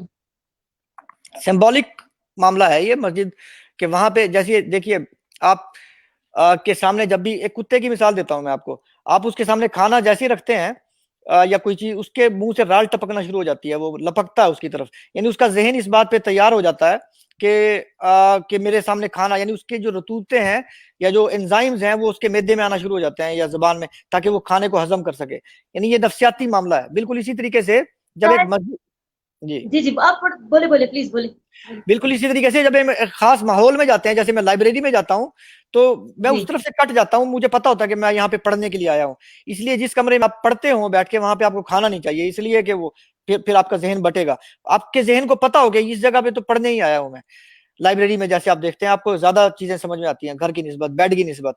تو یہ ایک اسی طریقے سے مساجد اور یہ معاملات بھی ہیں. ایک گھر, ایک جگہ اللہ نے مخصوص کر دی, یعنی ہم لوگوں نے مخصوص کر لی کہ وہاں پہ ہم اللہ کی عبادت کریں گے. اللہ کی حاضری کا احساس وہاں پہ ہمیں ہوگا, ہمارا ذہن باقی چیزوں سے کٹ جائے گا. تو نماز کا یا دیگر عبادات کا جو روح ہے وہ یہی ہے کہ اللہ کے سامنے حاضری کا احساس آپ کے سامنے آ جائے اور آتا رہے آہستہ آہستہ, پھر وہ پختہ ہوتا جائے اور وہ آپ کی زندگی پہ تاکہ اس کے اثرات پڑیں. تو اس کا تعلق, عمارتوں کا تعلق بس اتنا ہے کہ وہاں جا کے آپ ذہنی طور پہ تیار ہو جاتے ہیں کہ اب میں اللہ کے سامنے موجود ہوں. صحیح. اچھا, یہ آپ کی اسموکنگ کے اوپر بہت زیادہ سوالات آنا شروع ہو گئے ہیں. کسی نے کہا کہ آپ سے اچھا تو مولوی ہے جو اسموکنگ نہیں کرتا ہو, پتہ نہیں کیا. دیکھیے اسموکنگ تو پرسنل چوائس ہے, اس کا اسلام سے کوئی تعلق نہیں ہے. بہت ساری چیزوں کا اسلام سے کوئی تعلق نہیں ہے, نہ یہ حرام ہے نہ حلال ہے, یہ کوئی اچھی چیز نہیں ہے, ہمیں نہیں کرنا چاہیے یہ. لیکن بہت سارے کام ایسے جو اچھے نہیں ہیں ہم کرتے ہیں, وہ نہ گناہ کے زمرے میں ہے نہ ثواب کے زمرے میں ہے. اس کا اسلام سے کوئی تعلق نہیں ہے کم از کم. اچھا سوری, بیٹری کا جو آپ لوگ کہہ رہے ہیں, کیونکہ جب ہم کوئی لائیو ویڈیو چل رہی ہوتی ہے تو بیٹری بہت زیادہ جو ہے وہ یوز ہوتی ہے, اور ہمارا شروع میں ٹیکنیکل فالٹ چل رہا تھا جس کی وجہ سے اس فالٹ کی وجہ سے ہمارا آدھا گھنٹہ ویسٹ ہوا. مسلسل ہم لوگ نماز کا تھوڑا پرابلم ہو رہا تھا, کوئی مسئلہ نہیں ہے, آپ شانت ہو جائیے کیونکہ اب ہم چارجنگ پہ لگا چکے ہیں اور آئندہ میں اس کو چارجنگ پہ لگا کے رکھا کروں گی. آج کا ٹاپک چونکہ بہت ہی مزے کا ہے تو میں نہیں چاہتی تھی کہ یہ بند ہو جائے اور ہمارا سارا پروگرام وہ ہو جائے. اچھا جی, تھوڑا سا میں مزید سوالات لینے سے پہلے ایک پروگرام کا چھوٹا سا حصہ ہے وہ میں کر لیتی ہوں آپ سے, پھر ہم تھوڑا سانس لے کے دوبارہ کنٹینیو کرتے ہیں. تھوڑا سا اپنے آپ کو ڈیفائن کریں رضوان خالد چودھری صاحب, کیا ہیں, کیا سمجھتے ہیں آپ اپنے آپ کو کہ آپ کیا ہیں؟ ذرا ہمارے ناظرین کو بتائیے گا. دیکھیے میں تو ایک بندہ ہوں, ہم سب سارے بندے ہی ہوتے جی ہیں. ہم سب سمجھتے ہیں کہ ہم پتہ نہیں کیا, ہم میں سے بہت بڑے بڑے لوگ ہوتے ہیں جو ہم اپنے آپ کو پتہ نہیں کیا سمجھتے. دیکھیے میں ایک بات تو یہ کہ یہ میرے ہاتھ ہیں, مجھے یہ پتا ہے کہ یہ میرے ہاتھ ہیں, جی یہ میرا سر ہے, یہ ناک ہے, زبان ہے, یہ میرا منہ آپ کو نظر آ رہا ہے. لیکن کیا میں یہ کہہ سکتا ہوں کہ یہ میں ہوں؟ یہ جو میرا ہاتھ ہے, کیا میں اس کو میں کیا کہہ سکتا ہوں کہ یہ میں ہوں؟ نہیں, یہ تو میرا جی ہاتھ ہے. اسی طریقے سے یہ میرا جسم ہے, تو میں کون ہوں؟ تو یہ تو بڑا مشکل سوال ہے آپ نے جو مجھ سے پوچھا. میں جب اس جسم سے نکل جاتا ہوں تو پھر آپ کہیں گے کہ یہ رضوان کی ڈیڈ باڈی ہے, یعنی یہ باڈی تو ہو سکتی ہے میری, تو یہ میں تو نہیں ہوں. تو میں تو اس کا مطلب ہے اس جسم میں کہیں شاید موجود ہوں, یا اس جسم کے ارد گرد کہیں موجود ہوں, یا میں وہ میگنیٹک فیلڈ ہوں جس نے اس جسم کو چلتا رکھا ہوا ہے. تو یہ جسم جو ہے ایک لباس ہے جو میں نے پہنا ہوا ہے, اگر میں یوں کہہ لوں اس کو. تو جی میں کون ہوں؟ اب میں وہ ہوں جس نے, یعنی جس کے اندر صفات الہی موجود ہیں, یعنی جو اللہ کہہ رہا کہ میں نے اس کے اندر روح پھونکی, قرآن پاک میں کہہ رہا ہے جو مجھ میں روح پھونکی گئی تھی ہم میں, وہ صفات الہی ہوں میں. یعنی اگر میں سمجھوں کہ میں کون ہوں, اگر آپ کا سوال یہ تھا, تو مجھے پتہ نہیں ہے کہ میں کون ہوں. اگر مجھے پتہ چل جاتا کہ ارے میں کون نہیں, ہوں. آپ سارا ہر چیز فلسفے میں نہ بولا کرے. میں نے جسٹ پوچھا کہ آپ کیا سمجھتے ہیں, کیا ہے, نرم خو ہے, جلد باز ہے, ایک بہت سینسٹیو انسان ہے, حساس, کیا ہے, کیا کہتے ہیں اپنے آپ کو؟ یا اب آپ یہ کہنے, یا صرف یہ کہنے کے لیے ہے کہ 3 مہینے بعد حکومت چلی جائے گی, 1 مہینے بعد حکومت چلی جائے گی, پیشے گوئیاں کرنے والے نجومی ہیں, کیا ہے؟ میں نے جیسے کہا کہ مجھے پتہ نہیں ہے. دیکھیے ہم اپنے ایکسپیکٹڈ, آپ اپنے آپ سے, بہت سارے لوگ ہوں گے مضبوط لوگ, میں مضبوط آدمی نہیں ہوں. بہت سارے لوگ مضبوط ہوتے ہیں, وہ اپنے بارے میں بتا سکتے ہیں کہ میں اس سچویشن میں ایسے بہیو کرتا ہوں. مجھے پتہ نہیں ہے کہ میں کس سچویشن میں کیسے بہیو کرتا ہوں. اچھا, تو بس یہ سوال پوچھنے کی بجائے آپ مجھ سے جو قرآن پاک پہ ہی بات کیجیے, یا میں اپنے آپ کو جانتا نہیں ہوں. جی چلے صحیح. اچھا, اگلا سوال ایک کسی صاحب نے پوچھا ہے کہ ہمیشہ نیک لوگوں پہ آزمائشیں کیوں آتی ہیں؟ دیکھیے میرا دعویٰ ہے, تکلیفیں کیوں آپ کا آتی ہیں؟ قرآن پاک اس کا جواب دیتا بڑا خوبصورت, کہ کیا جب تم ایمان کا دعویٰ کرو گے تو کیا سمجھتے ہو آزمائے نہیں جاؤ گے؟ قرآن پاک واضح طور پہ پوچھتا ہے. تو ایک میرا دعویٰ ہے کہ یا اللہ میں آپ کا شکر گزار ہوں, اور میں آپ کو اب یعنی عہد مانتا ہوں, میں آپ کو الہ مانتا ہوں, یعنی معبود مانتا ہوں. آپ جیسے کہو گے, یہ میں نے دعویٰ کر لیا کہ میں ہر اس بات پہ ایمان لایا جو آپ کہتے ہیں. اب مجھ سے چونکہ امتحان شکر گزاری کا تھا تو میں شکر گزار بھی ہوں, کیونکہ میں ایک یونیورسٹی میں پڑھاتا ہوں, میری ٹھیک ٹھاک تنخواہ بھی ہے, پیسے ویسے بھی ٹھیک ہے, باقی معاملات بھی میرے مسائل نہیں ہیں. تو میں شکر ادا نہیں کروں گا تو کیا کروں گا, آپ مجھے یہ بتائیے. اب جب میں شکر ادا کرنے لگتا ہوں, یعنی جب ایک انسان جس کے پاس ساری سہولیات موجود ہیں وہ شکر ادا کر رہا ہے, تو اس لیے کر رہا ہے کہ اللہ نے اس کو نعمتیں دی ہوئی ہیں, یا اس نے اپنی کوشش سے وہ نعمتیں حاصل کر لی, اللہ نے ان کے اندر برکت ڈالی ہوئی ہے. اب اور ساتھ میں میرا دعویٰ ایمان کا بھی ہے. تو پھر جو نظام الہی ہے وہ اس شخص کو آزمانا شروع کر دیتا ہے. یعنی میرا اس میں نظریہ یہ ہے کہ شیطان یا ابلیس جس کو آپ کہتے ہیں, یا وہ نظام جس نے اللہ سے یہ کہا تھا کہ میں اس کو ورغلاؤں گا, تو اس کا اللہ سے شکوہ بڑھتا ہے کہ آپ نے تو مجھے اجازت دی تھی اس کو, یعنی اب یہ آپ نے سارا کچھ اس کو دے رکھا ہے, تو پھر میں اس کو کیسے ہٹاؤں اس راستے سے. تو اللہ اس کو اجازت دے دیتا کہ تم نے جو کرنا کر لو, مطلب دیکھ لو تم, میں میرا ہوگا تو میرا شکر گزار رہے گا. تو اس کے اختیار میں جیسے بندے لوگ اللہ کے بندے ہوتے ہیں, اسی طریقے سے شیطان کے بندے بھی ہوتے ہیں.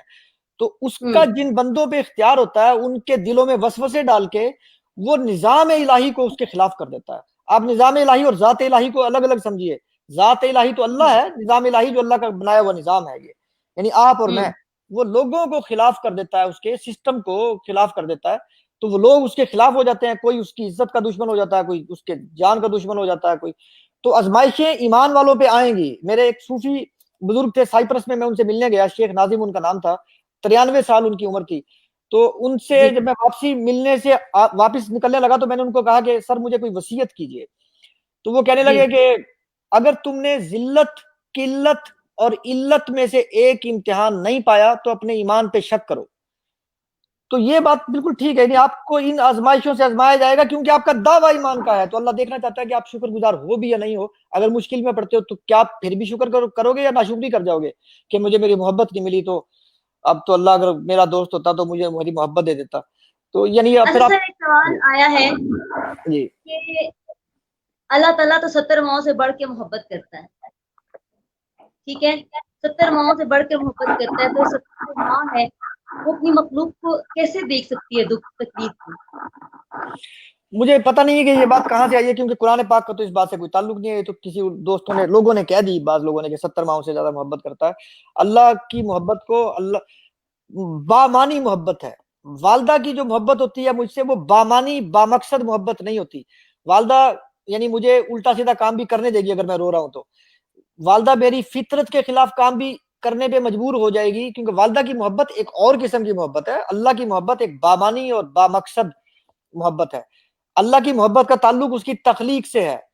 اللہ مجھ سے محبت تو کرتا ہے یقیناً بہت زیادہ، اللہ کو جب میں جانتا ہی نہیں کہ اللہ کی یعنی اللہ کی مثال جیسی کوئی مثال بھی نہیں ہے، تو پھر 70 کا لفظ جو ہے یہ غیر قرآنی ہے، یہ قرآن کے خلاف ہے یہ بات کہ اللہ 70 یا 72 یا 180 یا جتنی بھی والداؤں جیسی محبت کرتا ہے۔ اللہ کی محبت کی کمپیریزن کیا نہیں جا سکتا، کیونکہ ماں ایک مثال ہے اور اللہ کی مثال بھی موجود نہیں ہے، تو ماں کا تصور ہے تو یہ بات اسلامی نہیں ہے کہ اللہ 70 ماؤں جیسا محبت کرتا ہے۔ اللہ با مقصد محبت کرتا ہے ہم سے، اور ہم اس کے مقصد پہ چلتے یہ محبت کا ثبوت نہیں ہے کہ میں یہاں موجود ہوں، کہ میں زندہ ہوں۔ اگر میں زندہ ہی نہ ہوتا، زندگی کیا آپ زندگی کو ایک نعمت سمجھتے ہیں کہ زندگی ایک نعمت تو ہے، بہرحال آپ یہ سمجھتی ہیں؟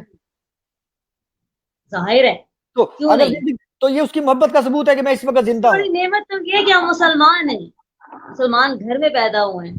جی اگر ہم مسلمان نہ ہوتے، مسلمان گھر میں پیدا نہ ہوتے، تو اس میں ہم کیا کر سکتے تھے؟ اس میں ہمارا کوئی کمال تو نہیں ہے، زندگی اپنی یہ تو ذات میں اللہ ایک کے عطا محبت ہے۔ میرے پاس ایسے جب سے میں پیدا ہوا، آپ جب سے پیدا ہوئے، ہم ہر روز ہمارے پاس ہزاروں ایسے مواقع موجود تھے کہ ہم اس وقت مر سکتے، اللہ نے ہمیں ان سے بچائے رکھا تاکہ ہم اپنے مقصد کی طرف بڑھ جائیں۔ ہم کسی نہ کسی حد تک اپنے مقصد کی طرف تھوڑا بہت بڑھ بھی رہے ہوں گے شاید، ہے۔ شکر کر کے، صبر کر کے، کوئی اچھا کام کر کے، کوئی نیک کام کر کے اپنا مقصد کی طرف بڑھ، تو وہ یہ کیا محبت کا ثبوت نہیں ہے؟ ورنہ آپ کو پیدا ہی نہ کیا جاتا۔ وہ قرآن پاک کی پہلی آیت آپ پڑھیے، اس کے اندر اللہ کیا کہہ رہا ہے، وہ یہی اپنی نعمت گنوا رہا ہے، اقرا بسم ربک الذی خلق، کہ پڑھو اپنے رب کے نام سے۔ کون ہے وہ رب؟ کیوں پڑھوں بھائی میں اللہ کے نام سے، آپ کے نام سے کیوں پڑھوں؟ کیونکہ میں نے پیدا کیا، یعنی وہ اس کو آپ اس کی ترتیب سے جس انداز میں پڑھے، اللہ اس سوال کا جواب دے رہا ہے کہ اس نے تخلیق کر دینا ہی بہت بڑی نعمت ہے، اللہ تعالیٰ کی محبت کا ثبوت ہے۔ ورنہ میں وجود ہوں، میں عدم وجود ہوتا، میں ہوتا ہی نہ تو ایسا ممکن تھا۔ اچھا، ایک صاحب نے کہا ہے کہ تقدیر کے موضوع پہ بات کرنے سے منع کی گیا ہے، تو آپ لوگ کیوں بات کریں تقدیر کے موضوع پہ؟ جتنا قرآن نے بتایا ہے، جتنی قرآن نے اجازت دی ہے، اتنی ہم تو قرآن پاک پہ بات کر رہے ہیں۔ ہم نے ابھی تقدیر پہ یہ بات کہی کہ حضرت یونس علیہ السلام کے بارے میں اللہ نے قرآن پاک میں آیت دی ہے۔ قرآن پاک میں کہا کہ اگر یونس شکر کرنے والے نہ ہوتے تو مچھلی کے پیٹ میں ہی ان کی، یعنی مفہوم یہ ہے کہ موت ہو جاتی ان کی مچھلی کے پیٹ میں۔ تو اللہ نے تقدیر کا کنسیپٹ جتنا قرآن پاک میں بتایا ہم اس پہ بات کر رہے ہیں۔ یہ ہرگز نہیں ہے کہ یعنی ہم اپنے خیال کے کلابے ادھر ادھر نہیں دوڑا رہے، قرآن نے جتنا کہا ہے اتنا ہمیں بات کرنی چاہیے۔ اچھا سر، ایک سوال سعید صاحب نے پوچھا ہے کہ نان مسلم پر بھی تکالیف آتی ہیں، ان کا دعویٰ تو نہیں ہے ایمان لانے کا، تو پھر وہ آزمائے جاتے ہیں کیا، کیسے؟ دیکھیے، نان مسلم اور مسلم والی بات تو آپ ایک منٹ کے لیے چھوڑ دیجئے۔ قرآن پاک کی آپ سورہ بقرہ کی آیت 62 دیکھیے، اس میں اللہ کہتا ہے کہ اے ایمان والو جو اللہ پہ ایمان لائے، خواہ تم عیسائی ہو، خواہ تم یہودی ہو، خواہ تم سابعین ہو، سابعین ہندوؤں کو کہتے ہیں یہ جدید تحقیق کے مطابق۔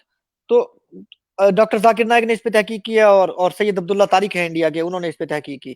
تو بہرحال اور بھی بہت سارے لوگوں نے کی، تو سیبینز ہندو ہیں. یعنی اللہ کہہ رہا ہے کہ اگر تم ان تینوں مذاہب میں سے کوئی بھی ہو ان میں سے، جو اللہ پہ ایمان لائے، جو روز آخرت پہ ایمان لائے، اور جو اعمال صالح کرتے رہے، انہیں روز قیامت نہ کوئی غم ہوگا اور نہ خوف. یہ قرآن پاک کے الفاظ ہیں. اس تو کے بعد سر جی جی بولیے آپ. آپ بات کریں پھر میں بتاتی ہوں آپ کو کچھ. اس کے بعد یہ تصور تو ختم ہو گیا کہ امتحان جو ہے اس پہ مسلمانوں کا امتحان زیادہ ہے یا ان کا زیادہ ہے. امتحان میں سارے ہیں. ہم سے امتحان، جو مجھ سے امتحان لیا جا رہا ہے، وہ میری عقل، میری فہم، میرے علم، میرے مسائل اور میرے وسائل اور اس تقدیر کے تناظر میں لیا جا رہا ہے جس کا میرا اختیار نہیں ہے. اگر میں غریب گھر میں پیدا ہوا تو وہ میں اپنے ساتھ لے کے پیدا ہو گیا، اس کے اندر میرا اختیار نہیں ہے، تو وہ ایک پلڑے میں پڑا ہوگا قیامت کے دن. دوسرے پلڑے میں اسی پلڑے میں میرا علم پڑا ہوگا، اسی میں میرا فہم پڑا ہوگا، اسی کے اندر میرے مسائل پڑے ہوں گے، اسی میں میرے وسائل پڑے ہوں گے، اسی میں میری عقل پڑی ہوگی. دوسرے پلڑے میں میرا عمل پڑا ہوگا. اب میں تو ہوں امیر آدمی، فرض کیجئے، اور میں ہوں امیر آدمی. تو میں نے اگر 1000 روپے خرچ کیا ہے اور آپ میں سے کوئی غریب آدمی ہے، اس نے 1.25 پیسہ خرچ کیا ہے اللہ کی راہ میں، تو یعنی وسائل میرے بڑھ گئے، تو آپ کا پلڑا اوپر چلا گیا، میری نیکی آپ کے برابر ہو ہی نہیں سکتی. اس لیے اللہ قرآن پاک میں کہتا ہے کہ اعمال تولے جائیں گے، گینے نہیں جائیں گے. یہ اللہ ہے بہت بڑا. جی بات مکمل ہو جاتی.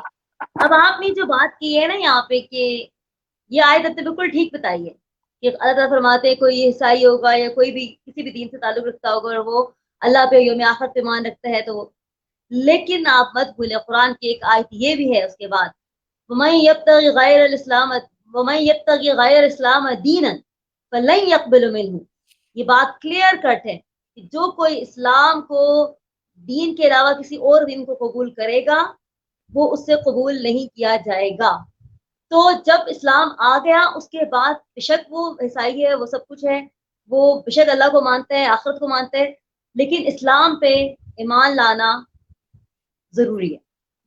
تو یہ بات جو میری جواب مجھے جواب دے مذاہب کے حوالے سے ان کے لیے کلیئر کر دوں. میں نے کہا نہیں میں آپ کی بات درست ہے، مجھے اس کا آپ کی بات جواب درست ہے، دینے میں نے دیجیے. کہا ویسے ذرا بتا دوں.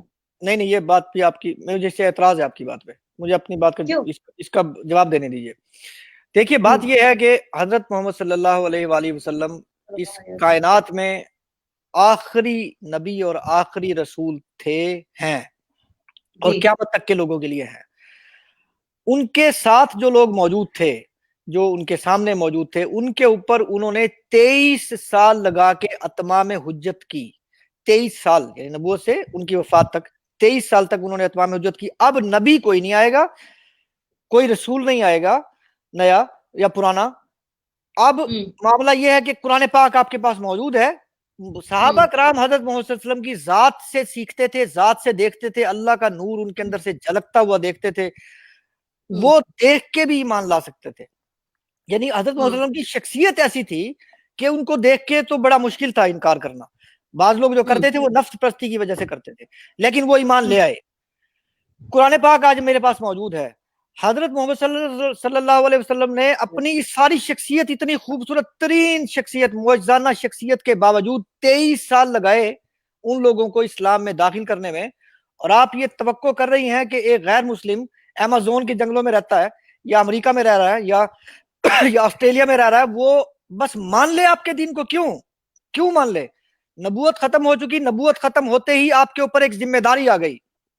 اب نبیوں کا کام، اگر آپ ختم نبوت پہ یقین رکھتے ہیں تو وہ آپ کے ذمہ آ گیا، نمبر 1. نمبر 2، آپ کو اتمام حجت نبی صلی اللہ علیہ وسلم کے طریقے پہ ہی کرنی ہے. نمبر 2، اگر آپ نے اتمام حجت کر لی کسی پہ 23 سال تک اور اس کو اسلام کو دلیلوں کے ساتھ، عقلی دلیلوں کے ساتھ سمجھا دیا، کیونکہ وہ نبی صلی اللہ علیہ وسلم کو دیکھ نہیں سکتے، اب صحابہ دیکھ سکتے تھے. اگر آپ سمجھانے میں کامیاب ہو گئے اور پھر ان لوگوں نے انکار کیا جانتے بوجھتے دین کا، تو وہ ہے کافر. اگر کسی نے انکار، اگر آپ اس پہ اتمام حجت کرنے میں ناکام رہے تو ذمہ داری آپ کی ہے. اس کو آیت 62 کے تناظر میں ہی، سورہ بقرہ کی آیت 62 کے تناظر میں دیکھا جائے گا. اگر آپ نے اس کے اوپر اتمام حجت نہیں کی. آپ میری شاید وال پہ دیکھتی رہتی ہوں گی، میں الحمدللہ بہت سارے لوگوں کو اسلام میں داخل کیا. ان کی جو ویڈیوز میں لگاتا رہتا ہوں اپنے فیس بک پہ، کسی کے ساتھ ان میں سے میری 2 سال سے بات چل رہی تھی, کسی کے ساتھ 3 سال سے, کسی کے ساتھ 4 سال سے. اتمام حجت ایک مستقل پروسیس کا نام ہے, اس کو نبوی طریقے پہ ہی دیکھنا پڑے گا. ختم نبوت کی آپ سے مطالبہ یہ ہے کہ آپ ویسا ہی کام کر کے جیسا حضرت محمد صلی اللہ علیہ وسلم نے کیا, یا اس درجے کی تو ہم نہیں کر سکتے, اسی طرز کی محنت کر کے کسی کو اسلام کی اللہ کی دعوت دیں, اس کو قرآن کھول کھول کے سمجھائیں. اگر وہ آپ کرنے میں کامیاب نہ ہو سکے تو اس کا سوال آپ سے ہے, آپ کیونکہ مسلمان گھرانے میں پیدا ہوئے ہیں. اس شخص کے لیے تو سورہ بقرہ کی آیت 62 ہے, اس کے وسائل, اس کے علم, اس کے اور اس ایمان کی بنیاد پہ اللہ اس کو دیکھے گا کہ میرا روز جزا احتساب ہونا ہے. اللہ موجود ہے, یہ میرے اندر یہاں موجود ہے, یہ بات ہر انسان کے اندر اللہ نے لکھ دی. آپ ایک دیریے کے ساتھ بھی بیٹھے ہوں اور وہ بستر مرگ پہ ہو تو وہ سوچ رہا ہوگا میرا کیا ہوگا. یعنی دیریت یہ بظاہر ہوتا ہے جب تک ہم ٹھیک ٹھاک صحت مند رہتے ہیں. جب ہماری صحت ختم ہو جاتی ہے, مرنے کے قریب آتے ہیں یا مسائل کا شکار ہوتے ہیں, تو وہ بھی ایک تیسری طاقت کو, دوسری طاقت کو سوچ رہے ہوتے ہیں کہ کوئی طاقت ہے شاید. یعنی اللہ کے ہونے کا احساس ہر انسان میں موجود ہے. اس بات کا احساس ہر انسان میں موجود ہے کہ میں جب یہاں اچانک کہیں سے آ گیا ہوں, پیدا ہو گیا ہوں, تو اس بات تو میں کل بھی کہیں دوبارہ موجود ہو سکتا ہوں. یعنی احتساب کا خوف انسان کے اندر موجود ہے کہ کل مجھ سے پوچھا جائے گا. اگر آپ اعمال صالح کر رہے ہیں, آپ کے اندر احتساب کا خوف ہے, اسلام کی تمام حجت عقلی بنیادوں پہ آپ کے اوپر نہیں ہوئی, تو اللہ غیر منصف نہیں ہے. اللہ بڑا انصاف کرنے والا. اللہ نے یہ نہیں کہا کہ میں ان کو جنت دوں گا, اللہ نے یہ بھی نہیں کہا میں جہنم دوں گا. اللہ کہتا ہے کہ نہ انہیں کوئی خوف ہوگا نہ کوئی غم. اللہ اگر چاہتا, اگر یہ جنت کی بات ہوتی تو اللہ کہہ دیتا کہ جنت ہے. اللہ نے جنت کا لفظ استعمال نہیں کیا. آپ پوچھیے. سر یہاں پہ میں کچھ کہنا چاہتی ہوں ذرا. آپ بات کہہ رہی ہیں نا کہ 23 سال جدوجہد کی اور اس کے بعد جو ہے وہ تب جا کر وہ مسلمان ہوئے. آپ اس دور میں جی رہے ہیں جہاں پر قرآن آپ کی ایک کلک کے اوپر ہے. آپ اگر غیر مسلم بھی ہیں, آپ کو انگلش ویڈیوز مل رہی ہیں, آپ کو انگلش میں تبلیغ کرنے والے ذاکر نائک مل رہے ہیں, آپ کو نعمان صاحب مل رہے ہیں انگلش میں وہ کرنے والے. اگر کوئی واقعی میں یہ چاہتا ہے, اگر اس نے اپنی صحیح اوریجنل کتاب کا مطالعہ کیا ہے, آپ بھی جانتے ہیں اور میں بھی جانتی ہوں کہ جو اوریجنل ٹیکسٹ ہے, جو ہمارے جتنے مذاہب ہے, جو عام لوگوں کو نہیں پتا یہ بات, جو ہمارے اوریجنل ٹیکسٹ ہیں ہمارے یہودی اور عیسائی بھائیوں کا سب کا, اس میں بھی آخرت کا ذکر ہے, اس میں وہی تمام احکامات اشرا ہیں جو ہماری کتابوں میں موجود ہیں, اس میں رسول کا بھی ذکر ہے, اللہ تعالیٰ کی وحدانیت کا بھی ذکر ہے, وہ سب کچھ سیم ہے, میں مانتی ہوں. لیکن چونکہ اوریجنل ٹیکسٹ نہیں ہے اس وقت ہمارے پاس. لیکن اگر کسی میں لگن ہے واقعی میں, اور کہ ہمیں ایٹ لیسٹ پڑھنا چاہیے, ایٹ لیسٹ ہمیں اللہ کا حکم اگر وہ اپنے ٹیکسٹ میں سے ہی پڑھ لے کہ ایک نبی کے اوپر ایمان لانا ضروری ہے ورنہ ہم جنت میں نہیں جائیں گے, اگر یہ باتیں ان کو اپنے ٹیکسٹ میں سے ہی پتہ چل جائیں تو وہ دین اسلام کو پڑھیں. اب ہم یہ نہیں کہہ سکتے کہ بھی پیغام پہنچا نہیں, کیونکہ ہر چیز آپ کی سوشل میڈیا کے تھرو آپ کی ایک کلک کے اوپر, آپ کے ایک بٹن کے اوپر ہے. تو یہ کہنا تو بہت ہی عجیب سی بات ہے کہ بھئی ان تک بات پہنچی نہیں. اس بات سے تو میں ایگری نہیں کرتی. دوسری بات جو میں نے ابھی ایک آیت پڑھی ہے, سوری میں یہاں کمنٹ آیا ہے تو میں اس حوالے سے بات کر دوں. میں نے پڑھا ہے من یبتغی غیر الاسلام دین فلن یقبل منہ, تو کسی صاحب نے کہا آیت غلط پڑھی ہے. میں نے فوراً ابھی گوگل پہ سرچ بھی کر لیا, ساتھ ہی آیت میں نے بالکل درست پڑھی ہے. آپ کے دماغ میں صاحب جو آیت ہے, جو صاحب یا کمنٹ کر رہے ہیں, آپ اپنی ذرا درستگی کر لیجیے, میں نے آیت درست پڑھی ہے. اچھا جی, اب ہم ایک کمنٹ لے لیتے ہیں. آپ کے پچھلے تبصرے سے میں اگری نہیں کرتا ہوں, تو اس پہ چلیں کوئی بات نہیں, آپ بھی کیجیے, آپ بات کیجیے, آپ بات کیجیے اس حوالے. جی, آپ کے تبصرے کا پوائنٹ یہ تھا کہ سب تک اسلام کی دعوت پہنچ چکی ہے کیونکہ میڈیا اور وغیرہ وغیرہ. یہ سوال نہیں, میں نے کہا ہے کوئی مشکل نہیں ہے اگر کوئی چاہے, اگر کوئی چاہتا ہے نا دین کی طرف آنا, اسلام کو سمجھنا, تو اس کے لیے اب کوئی مشکل نہیں ہے. سوشل میڈیا, موبائل فون, ہر چیز موجود ہے جس پہ وہ سمجھ سکتا ہے اگر وہ سمجھنا چاہے. جی, میں یہی بات کر رہا تھا, تو درمیان میں بات کاٹ دیتی ہیں. آپ دیکھیے میری بات سنیے. پہلا سوال تو یہ ہے, میں کیوں مانوں بھائی اللہ کو, یا اس بات کا ثبوت مجھے دیجئے کہ حضرت محمد صلی اللہ علیہ وسلم اللہ کے نبی ہیں. اس بات کا ثبوت دینا میرا فرض ہے کہ قرآن پاک اللہ تعالیٰ کی کتاب ہے. دنیا کے اندر سینکڑوں مذاہب موجود ہیں, سینکڑوں. کیا آپ کے اوپر عیسائیت کی اتمام حجت ہو چکی؟ کیا آپ کے اوپر کرسچینٹی اس کی سکھ مذہب کی یا بدھ مت کی آپ کے اوپر اتمام حجت ہو چکی؟ کیونکہ بدھ مت کی کتابیں تو موجود ہیں انٹرنیٹ پہ, بدھ مت کے بھی ایسے اسکالرز موجود ہیں انٹرنیٹ کے اوپر, جیسا آپ ڈاکٹر ذاکر نائک اور سید عبداللہ طارق یا باقی لوگ بتا رہی ہیں. آپ نے بدھ مت کیوں نہیں پڑھا؟ آپ نے بدھ مت کیوں نہیں پڑھا؟ کیوں نہیں پڑھا آپ نے؟ میں نے تو پڑھا. میں نے تو پڑھا ہے. چلے مانا کیوں نہیں اس کو, مانا کیوں نہیں؟ کیونکہ اللہ نے کہا فلن یقبل من یبتغی غیر اسلام دینا فلن یقبل منہ, تو میں کیوں مانوں؟ ٹھیک ہے, بالکل میں کیوں بات, مانوں؟ میری بات, اب میری بات غور سے سنیے گا. وہ شخص اپنی اپنی کتابیں پڑھ رہے ہیں, ان کو بھی اپنی کتابوں کے اوپر بالکل ویسا ہی یقین ہے جیسا آپ کو اسلام کے اوپر یقین ہے, تو وہ آپ کی کتابیں کیوں پڑھیں گے؟ تو آپ کا فرض, اتمام حجت کا مطلب یہ آپ کا فرض بنتا ہے یہ ثابت کرنا کہ یہ قرآن پاک اللہ ہی کا کلام ہو سکتا ہے, اللہ کے علاوہ کسی کا کلام نہیں ہو سکتا. آپ ان سے مکالمہ کریں گے. اتمام حجت کا مطلب یہ نہیں ہے کہ انفارمیشن آپ تک پہنچ گئی تو اتمام حجت ہو گئی. حضرت محمد صلی اللہ علیہ وسلم بھی کتاب لا کے سامنے رکھ دیتے کہ یہ کتاب ہے, جس نے ماننا ہے مان لو. ان کو 23 سال محنت کرنے کی ضرورت نہیں تھی. صحابہ کرام کو پوری دنیا میں پھیل کے تبلیغ دین کرنے کی ضرورت نہیں تھی. اتمام حجت معاملہ ہے ایک, آپ کے سامنے رکھی ہوئی عیسائیت بھی ہے, یہودیت بھی ہے, بدھ مت بھی ہے, ہندوازم تو بہت ہی خوبصورت مذہب ہے, اسپیشلی اس کی جو ویدیں ہیں وہ بھی آپ کے سامنے رکھی ہیں. یہ ساری انٹرنیٹ پہ ویسی کی ویسی موجود ہے. جیسے ڈاکٹر ذاکر نائک اسلام کے بارے میں تبلیغ کر رہے ہیں, بالکل ویسے ہی بدھ مت کے لوگ بھی کر رہے ہیں, ہندوازم کے بھی کر رہے ہیں, باقی سب کر رہے ہیں. تو میں یہ والا مذہب کیوں چنوں؟ مجھے آپ یہ بتائیے. اصل میں کوئی بھی الہامی مذہب ہے, کوئی بھی الہامی کتاب ہے, اس کو یہ ثابت کرنا ہے ہمارے اوپر, تمام انسانوں کے اوپر, کہ یہ کلام جو ہے یہ اللہ ہی کا کلام ہے, یہ اللہ کے علاوہ کسی اور کا کلام نہیں ہے. اللہ کون؟ خالق. آپ اس کو بھگوان کہیں, گاڈ کہیں, جو بھی کہیں, کہ خالق کا کلام, خالق کے کلام کو مجھ پہ ثابت کرنا ہوگا تو میں مانوں گا. آپ نے پوچھا تھا تم ڈیریے کیوں تھے؟ میں ڈیریے اس لیے تھا کہ مولوی نے ثابت نہیں کیا تھا کہ یہ اللہ کا کلام ہے. جب مجھ پہ ثابت ہو گیا کہ یہ میرے خالق کا کلام ہے تو میں اسلام لے آیا, اتمام حجت ہو گئی. بالکل ایسے ہی ہر مذہب کو آپ کو ثابت, میں حضرت محمد صلی اللہ علیہ وسلم کو نہیں دیکھا. یہ جو آپ باتیں مجھے بتا رہے ہیں یا مولوی بتا رہے ہیں کہ وہ یہ کرتے تھے, وہ یہ کرتے تھے, معجزات, ایسے ہی معجزات قادیانیت کے مرزا غلام احمد قادیانی والے بتاتے ہیں کہ ہمارے غلام احمد قادیانی تو یہ کرتا تھا. تو آپ مجھے یہ بتائیے کہ میں دونوں میں سے کون سے کو, میں تو میرے ایک, اگر میں غیر مسلم ہوں, میرے لیے تو قادیانیت کا نظریہ بھی ویسا ہی ہے اور محمد صلی اللہ علیہ وسلم کا نظریہ بھی نعوذ باللہ ویسا ہی ہے. میں ایک بات کرنے کے لیے کہہ رہا ہوں, عیسائیت کا نظریہ بھی ویسا ہی ہے اور یہودیت کا نظریہ بھی ویسا ہی ہے. تو میں ان میں سے مجھ پہ یہ کون ثابت کرے گا کہ یہی جو ہے خالق کا کلام ہے؟ قرآن پاک تو کہہ رہا ہے جسے ایمان لانا ہے روشن دلیل سے ایمان لائے, جسے گمراہ ہونا ہے روشن دلیل سے گمراہ ہو, بے شک اللہ بہترین دیکھنے اور بہترین سننے والا ہے. تو اگر میں, یعنی اس کا مطلب ہے روشن دلیل سے اللہ کو میرا وہ چاہیے, ایمان چاہیے. اللہ کو مجھ سے اندھا بہرا ایمان نہیں چاہیے. قرآن پاک کہہ رہا ہے کہ وہ میرے بندے اللہ کی آیات پہ اندھے بہرے ہو کر نہیں گرتے. تو میں آپ کی کسی بات پہ ایمان کیوں لاؤں گا جب تک مجھ پہ آپ اتمام حجت کر کے یہ ثابت نہیں کر چکی ہوں گی کہ یہ کلام حضرت محمد صلی اللہ علیہ وآلہ وسلم نے نعوذ باللہ مکے میں بیٹھ کے نہیں لکھا, یہ اللہ نے بھیجا. آپ کا کام ہے یہ مجھے ثابت کرنا, اور جب تک آپ یہ ثابت نہیں کریں گے میرا حساب اس وقت تک سورہ بقرہ کی آیت 62 کے مطابق ہوگا.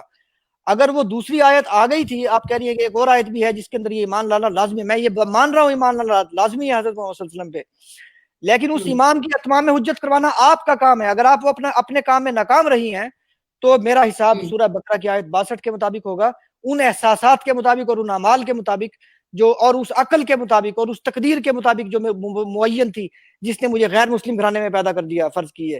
تو وہ ساری چیزیں ایک پلڑے میں ہوں گی اور دوسرے پلڑے میں میرا عمل اور میرا ایمان ہوگا, جس قسم کا بھی وہ ایمان ہے. ٹھیک ہے.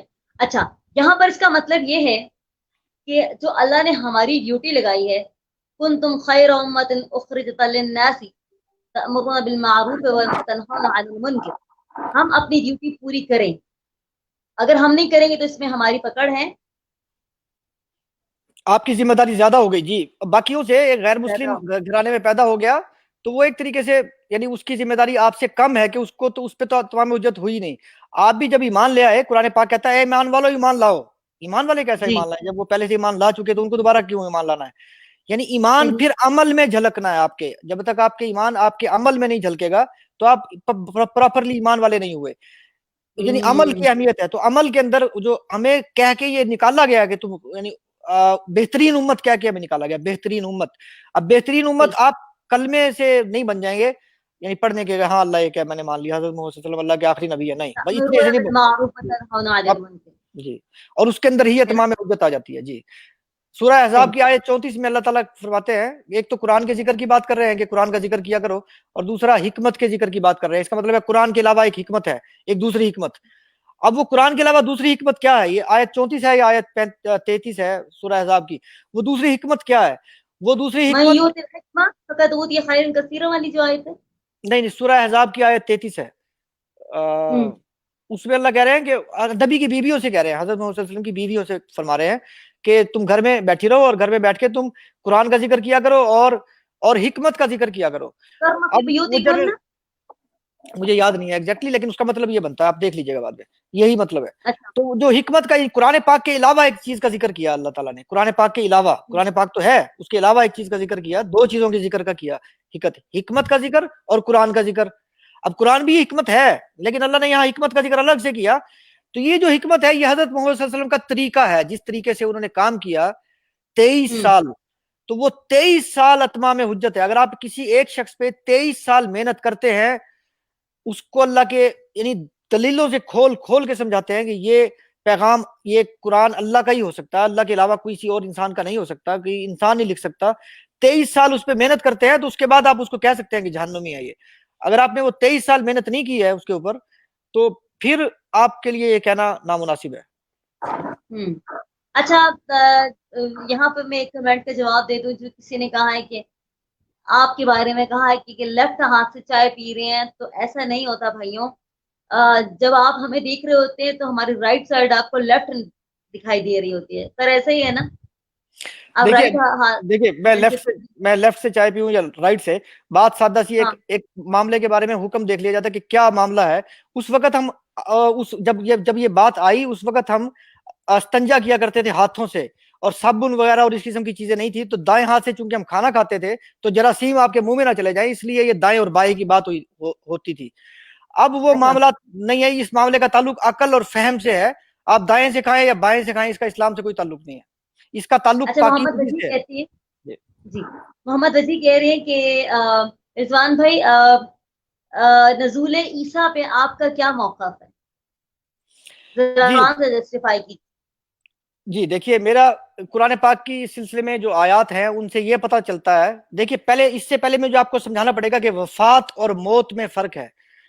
قرآن پاک کی آیات بتاتی ہیں کہ وفات جو ہے وہ حالت ہے، جو یعنی اللہ کہتا ہے کہ میں تمہاری، جب تم نیند میں ہوتے ہو تو تمہارے نفسوں کو قبض کر لیتا ہوں، نفسوں کو قبض کر لیتا ہوں، روح کو نہیں، نفس کو قبض۔ اور پھر جس کی موت کا وقت آ چکا ہوتا ہے، اس کا نفس واپس نہیں کیا جاتا، باقیوں کے نفس لوٹا دیے جاتے ہیں، یعنی حالت وفات ہے۔ اللہ اس کو قرآن پاک میں، اس حالت کو جب آپ کا نفس قبضے میں لیا جا چکا ہوتا ہے، حالت وفات کہتا ہے۔ جبکہ جو موت ہے وہ ایک اور چیز ہے، جب آپ کا منقطع ہو گیا سلسلہ بالکل اس باڈی سے، آپ کی روح بھی ختم ہو گئی یہاں سے۔ تو جب حضرت عیسیٰ علیہ السلام کے متعلق جو اللہ تعالیٰ نے الفاظ استعمال کیے ہیں، وہ وفات کے الفاظ ہیں، یعنی وہ جو نیند والی حالت آپ کے اوپر طاری ہوتی ہے، اس کو وفات کہتے ہیں۔ اللہ قرآن پاک میں وفات کو موت کے مفہوم میں بھی لیتا ہے، لیکن یہاں پہ جو حضرت عیسیٰ علیہ السلام، لیکن وہ کم ہے، زیادہ وفات کا تعلق نفس کی وفات سے، یعنی نفس قبضہ کر لیا جانے کے مفہوم میں ہے۔ تو حضرت عیسیٰ علیہ السلام کی موت کا ذکر بھی ہے قرآن پاک میں، اور وہ قیامت کے ذکر کے ساتھ ہے، کہ جب حضرت عیسیٰ علیہ السلام اپنے لوگوں سے پوچھیں گے کہ یعنی اللہ تعالیٰ اپنے حضرت عیسیٰ علیہ السلام سے پوچھیں گے ان کی قوم کے متعلق، تو وہ کہیں گے جب آپ نے مجھے، یعنی جب میری موت ہو گئی تو اس کے بعد کے معاملات کا میں ذمہ دار نہیں ہوں۔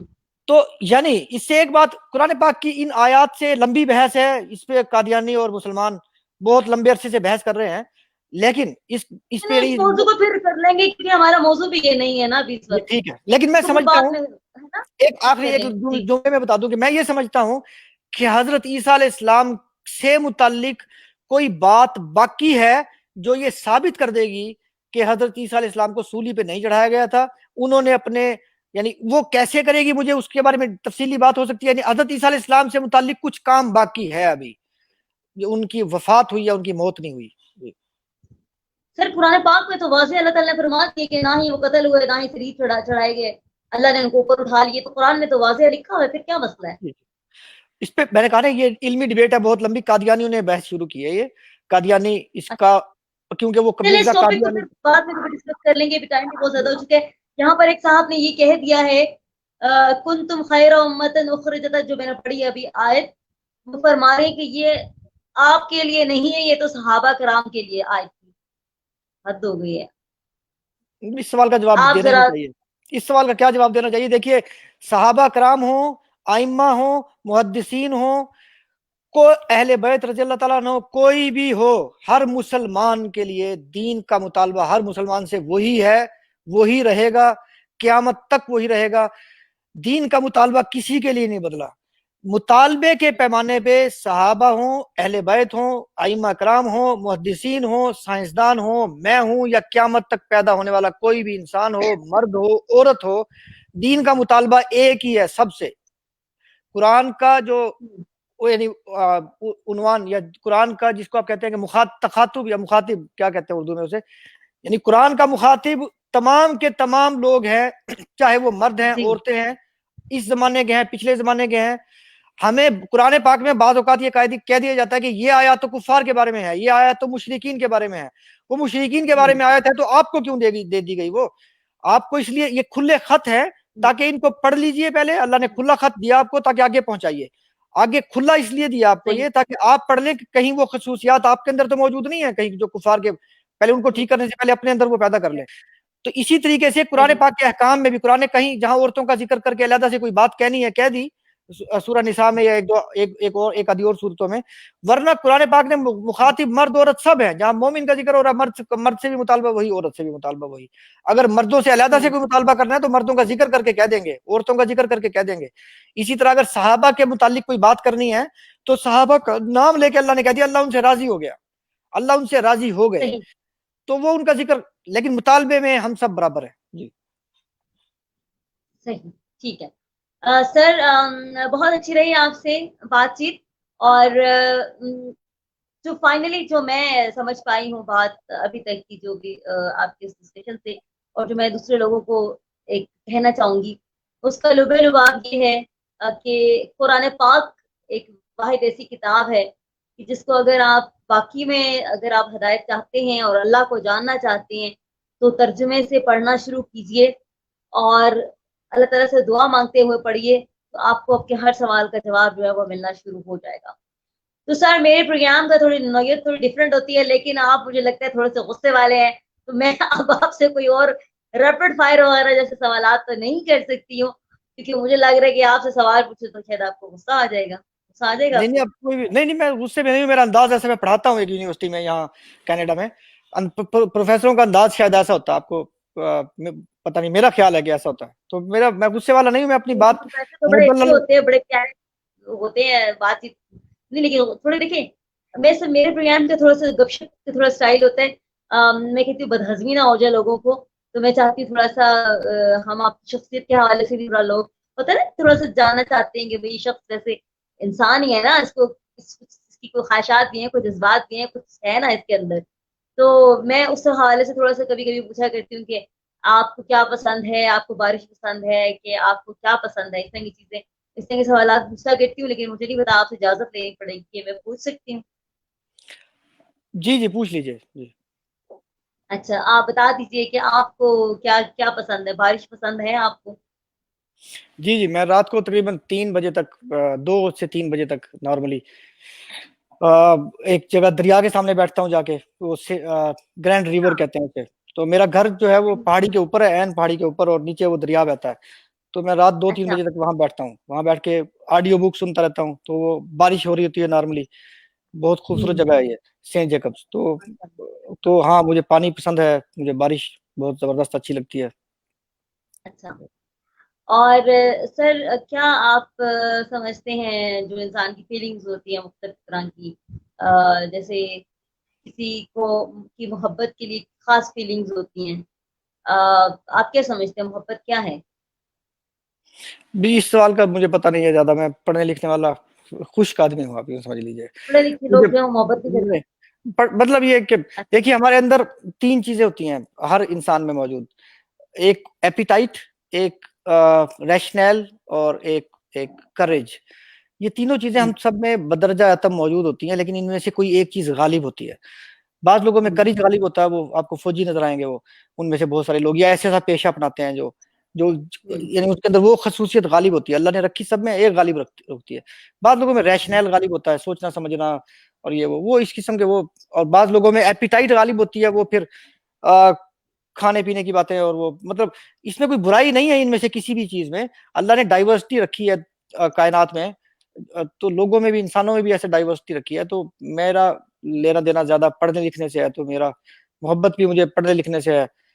میں نے کافی پڑھا ہوا ہے, میری دوسری پی ایچ ڈی ہے یہ, اس سے پہلے میں نے کافی پڑھا ہوا ہے. میں تو میری محبت یہ ہے پڑھنا لکھنا. اچھا اچھا سر یہ بتائیے جو پیشن گوئیاں کرتے ہیں, حکومت جانے والی ہے, یہ کچھ ہونے والا ہے اور فلانا ہونے والا, ہم بھی بڑے تجسس سے پڑھتے ہیں اچھا یہ ہونے والا ہے, اور مزے کی بات یہ ہم اعتبار بھی کرتے ہیں.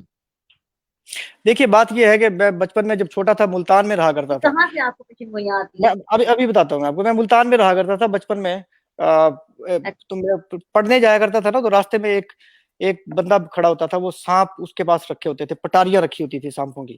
تو وہ اصل میں لوگوں کو کہہ رہا ہوتا تھا کہ میرے پاس ایک ایسا سنگچور ہے, وہ سنگچور کہتا تھا اس کو, کہ وہ پتھر کو بھی کاٹ لے تو پتھر بھی جو ہے اس کا پانی بن جائے گا اور وغیرہ وغیرہ.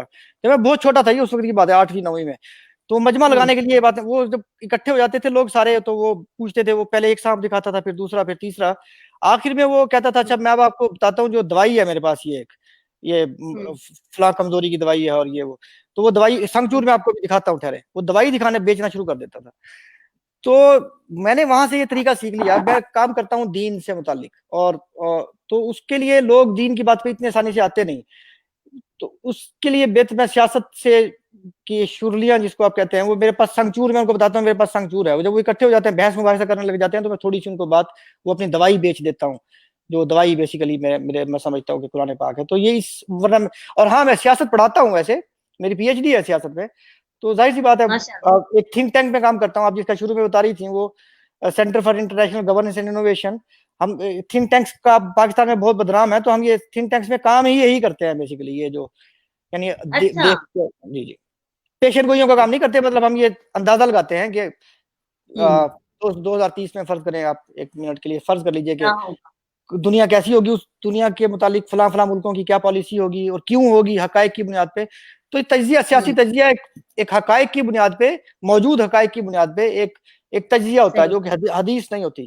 وہ تجزیہ ہے جو غلط بھی ہو سکتا ہے, صحیح بھی ہو سکتا ہے. ہاں جی, میرے فادر بھی کرتے ہیں اس حوالے سے, مطلب کہ اب یہ ہوگا, اب یہ ہونے والا ہے, وہ ہو جاتا ہے. جو پولیٹیکل سائنس میں ماسٹرز کیا ہوا ہے, تو وہ بھی اندازے سیاست پہ کافی درست ہوتی ہیں.